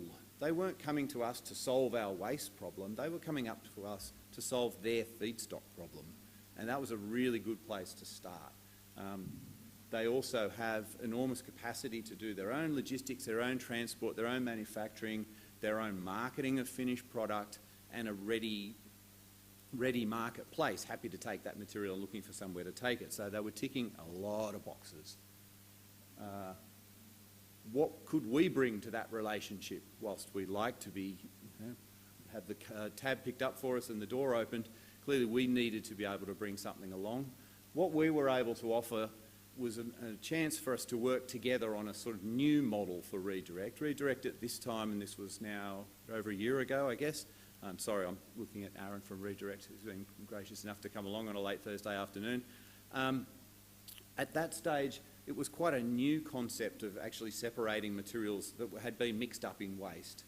Redirect's business model at that stage, and still, and very soundly, is quite focused on offcuts and leftovers from businesses and manufacturers. So waste that is very clean and waste that is from a single source of origin and easily managed and maintained, and that's a very good place to start. What we were able to offer to them was a chance to test out whether we can actually do this from your average punter filling up a ute, a tipper, a trailer of waste, and be able to see if we can tap into that engineered timber, which we know is there and we know is currently being tipped and buried, but somehow we had to work out a way together of how were we going to actually encourage people to bring that to us separately and present it in a way that it became reusable as a product. So these were some of the benefits that we were able to provide, and of course we had a big site and lots of people came with this stuff anyway, and we had excavators and machines to help move things along, and that always helps. One of the things we did quite early on, and I think both organisations are quite good at promotion and advertising, we very quickly decided that all the sort of traditional methods of promotion and advertising were probably a bit wasted when I've got 600 to 800 people a day driving onto my transfer station and tipping the stuff that we were looking for out on the ground. Didn't seem much sense to go to social media and have a blog and do all these things. I'm showing my age a bit. When we just had all these people driving in and out every day, it seemed like the obvious thing to do was to come up with a bit of a flyer that was pretty straightforward and explained a little bit about what would happen and a little bit about what we could deal with, and just wander up to people and have a bit of a yak while they were out unloading the products that we were going to try and get hold of. So this is our transfer station. This is a fairly normal sort of day. We've probably got about 12 vehicles there. There's a builder with a tipper trailer. There's some small little single axle trucks. These are our sort of day-to-day bread and butter customers, and most of them, or a lot of them, have engineered timber somewhere in there. It's just a question of where and how. So the challenge was for us to go and meet all these people, talk to all these people, and get them to understand that if they'd just over here, there's the engineered timber sign, there's the drop-off area, which we constructed as part of the trial.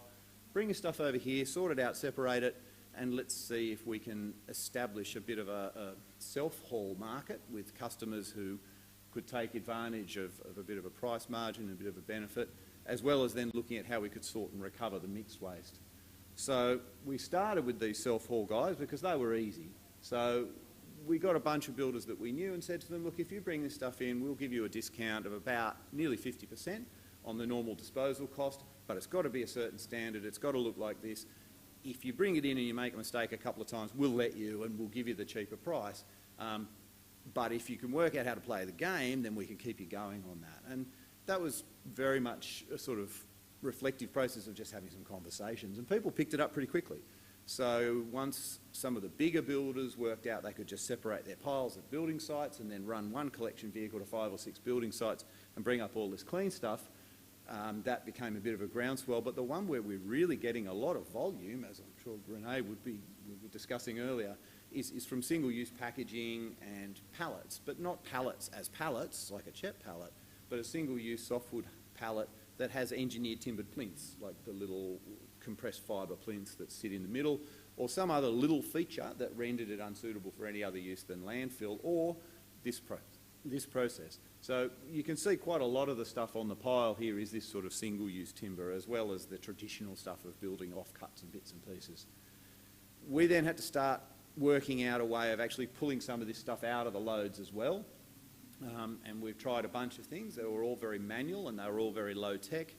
But interestingly, the loads that were coming out were enormously clean, which is the benefit of a positive sort and the benefit of sorting from big bulky materials. Traditionally, we would chop them up into pieces and run them over a conveyor belt and pick them up off a line. And that's something that we may well explore, which I'll mention briefly at the end here. But for now, and up until now, we've actually done quite a lot of recovery simply by employing a bunch of bins, small bins, little tipper vehicles, and just getting our staff to pull them out and pop them in a bit of a pile. And I have to have a quick sort of word up for Bob. Bob Boot's been with us for 23 years. We celebrated his 80th birthday last week. He still surfs pretty much every day, and we pretty much every day have a beer as well, to say at the end of the day. But Bob is certainly one of our sort of busier, more active landfill attendants. And we actually pull out quite a decent volume of material just by this sort of process. So results, numbers, what are we actually doing, what's been going on? So we had a soft start in May, June, we sort of got it going. We're seeing a fairly sort of consistent pattern since then. We've split this up into the self-haul, which is the sort of customers bringing it in themselves, versus the stuff we're pulling out ourselves. And you're seeing at the beginning in particular, we've sort of stuck on a fairly consistent, Christmas sucks, let's not count Christmas, very, very busy period for us, and we've just had the ability to access the material fell away remarkably. But pretty much throughout, we've stuck fairly consistently on the recovery from sorting and pulling it out ourselves manually. What's been interesting is there was a fairly quick uptake of self-haul, and then it stopped. And it's stayed very static ever since. And we've clearly hit some sort of wall of why aren't we getting any more self-haul? It's difficult to know exactly what that is. I think that there is a price point issue where it needs to be a lot cheaper to encourage segregation by the smaller people. I think there's also just an element of, oh, look, you know, the customer's paying, I'll just put the price up a little bit so it doesn't really matter. And I guess that's led us to contemplate, black screen, led us to contemplate what's the next sort of step from here. I mean, clearly we've sort of a little bit, the numbers are good, and those numbers are sort of, you know, 110, 115 tonnes a month, which is a reasonable figure, but it's probably a quarter or less of what we've actually got to offer. And we would really love to pull that up to about 500 tonnes or so a month, which is fairly easily achievable. And I think then the ultimate goal would be to get it up to around sort of 1,000 a month, so we're pulling out about 12,000 tonnes a year. We think there's somewhere between 16 and 18,000 tonnes available if we got every single little piece of everything. Fortunately, I didn't bring any notes because I was going to rely on the PowerPoint, so we'll quickly jump to my next slide, which I'm pretty sure said something along the lines of where to from here, and it was also about another relationship, an even more long-term one, sorry Aaron, which was with Ann Prince Consulting, because the thing to understand with mixed waste is it's very mixed, and it's easy to say, okay, well look, in a certain sort of setting like a hospital, or I have a fixed, the material I receive changes every day, all the time, and is very dynamic and very mixed up.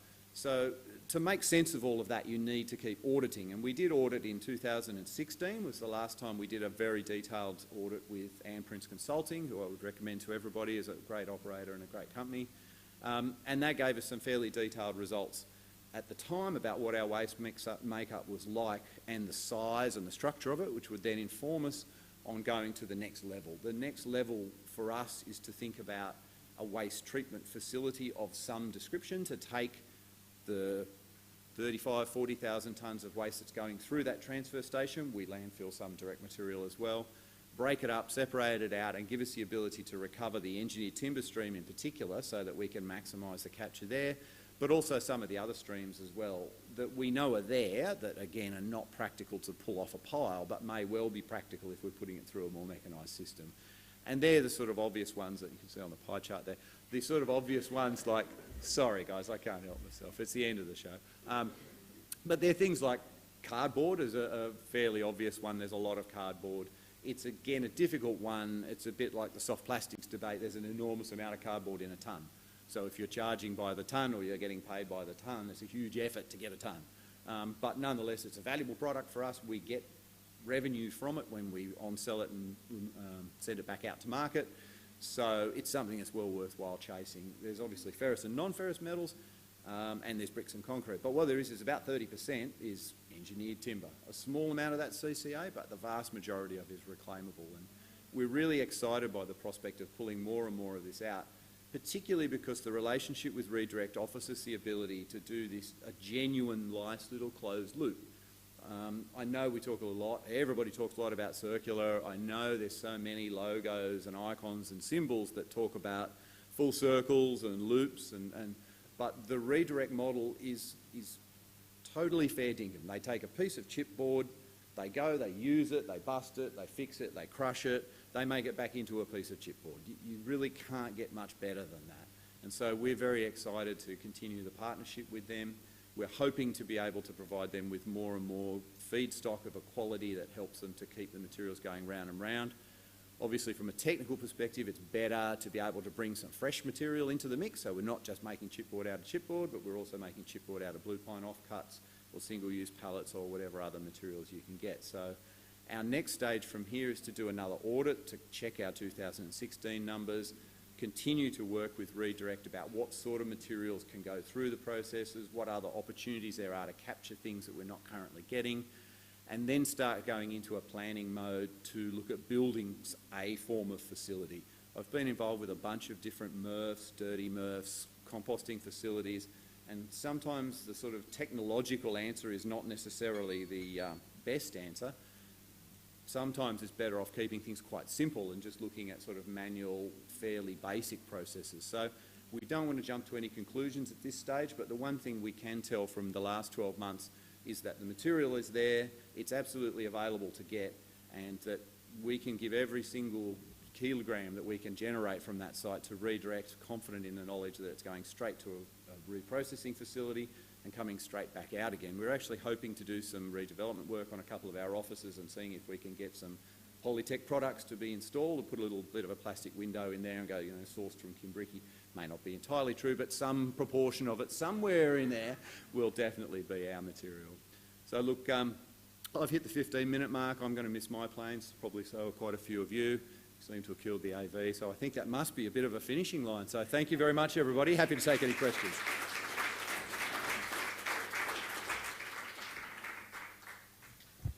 Many thanks, Mark. And quite clearly you get 3 votes for being last and only having half your presentation show. So great work.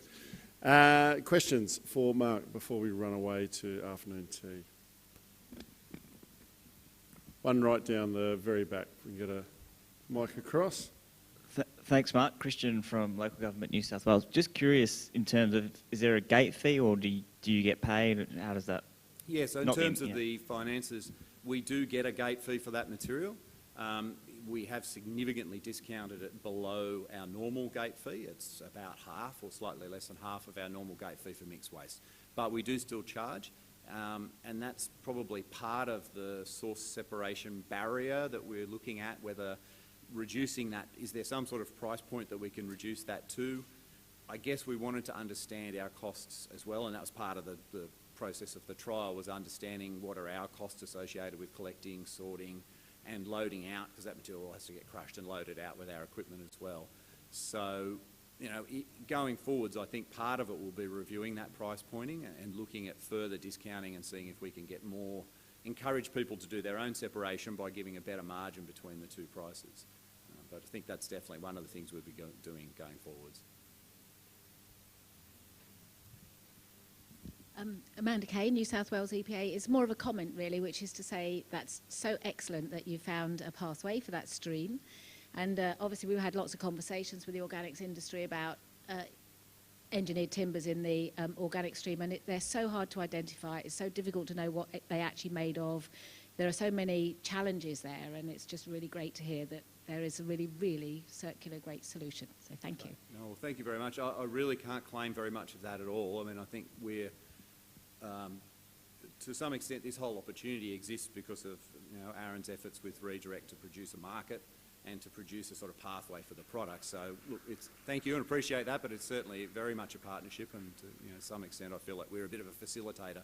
Hopefully this is a model that Redirect can roll out with a whole bunch of transfer station operators around Australia, and just keep building critical mass on recovering this stuff, because yes, you're right, it's very difficult material to find a reuse for, and there have been some problematic false starts in the past, so yeah, we're pretty excited too.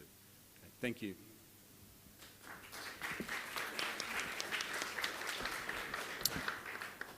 Thank you all. In some respects I think it's disappointing that we had to wait till this time to have the 4 presentations that we had. They've all been exceptional, and I think in their own different way highlight that there are answers to anything that we're looking at. We've just got to apply ourselves, look at it in different lights, as Renee has done, and Mark in particular, cross-jurisdictional as well. There's opportunities there that we can do to solve those critical masses. You just need those passionate, inspired people, and we certainly had that amongst our 4 presenters today.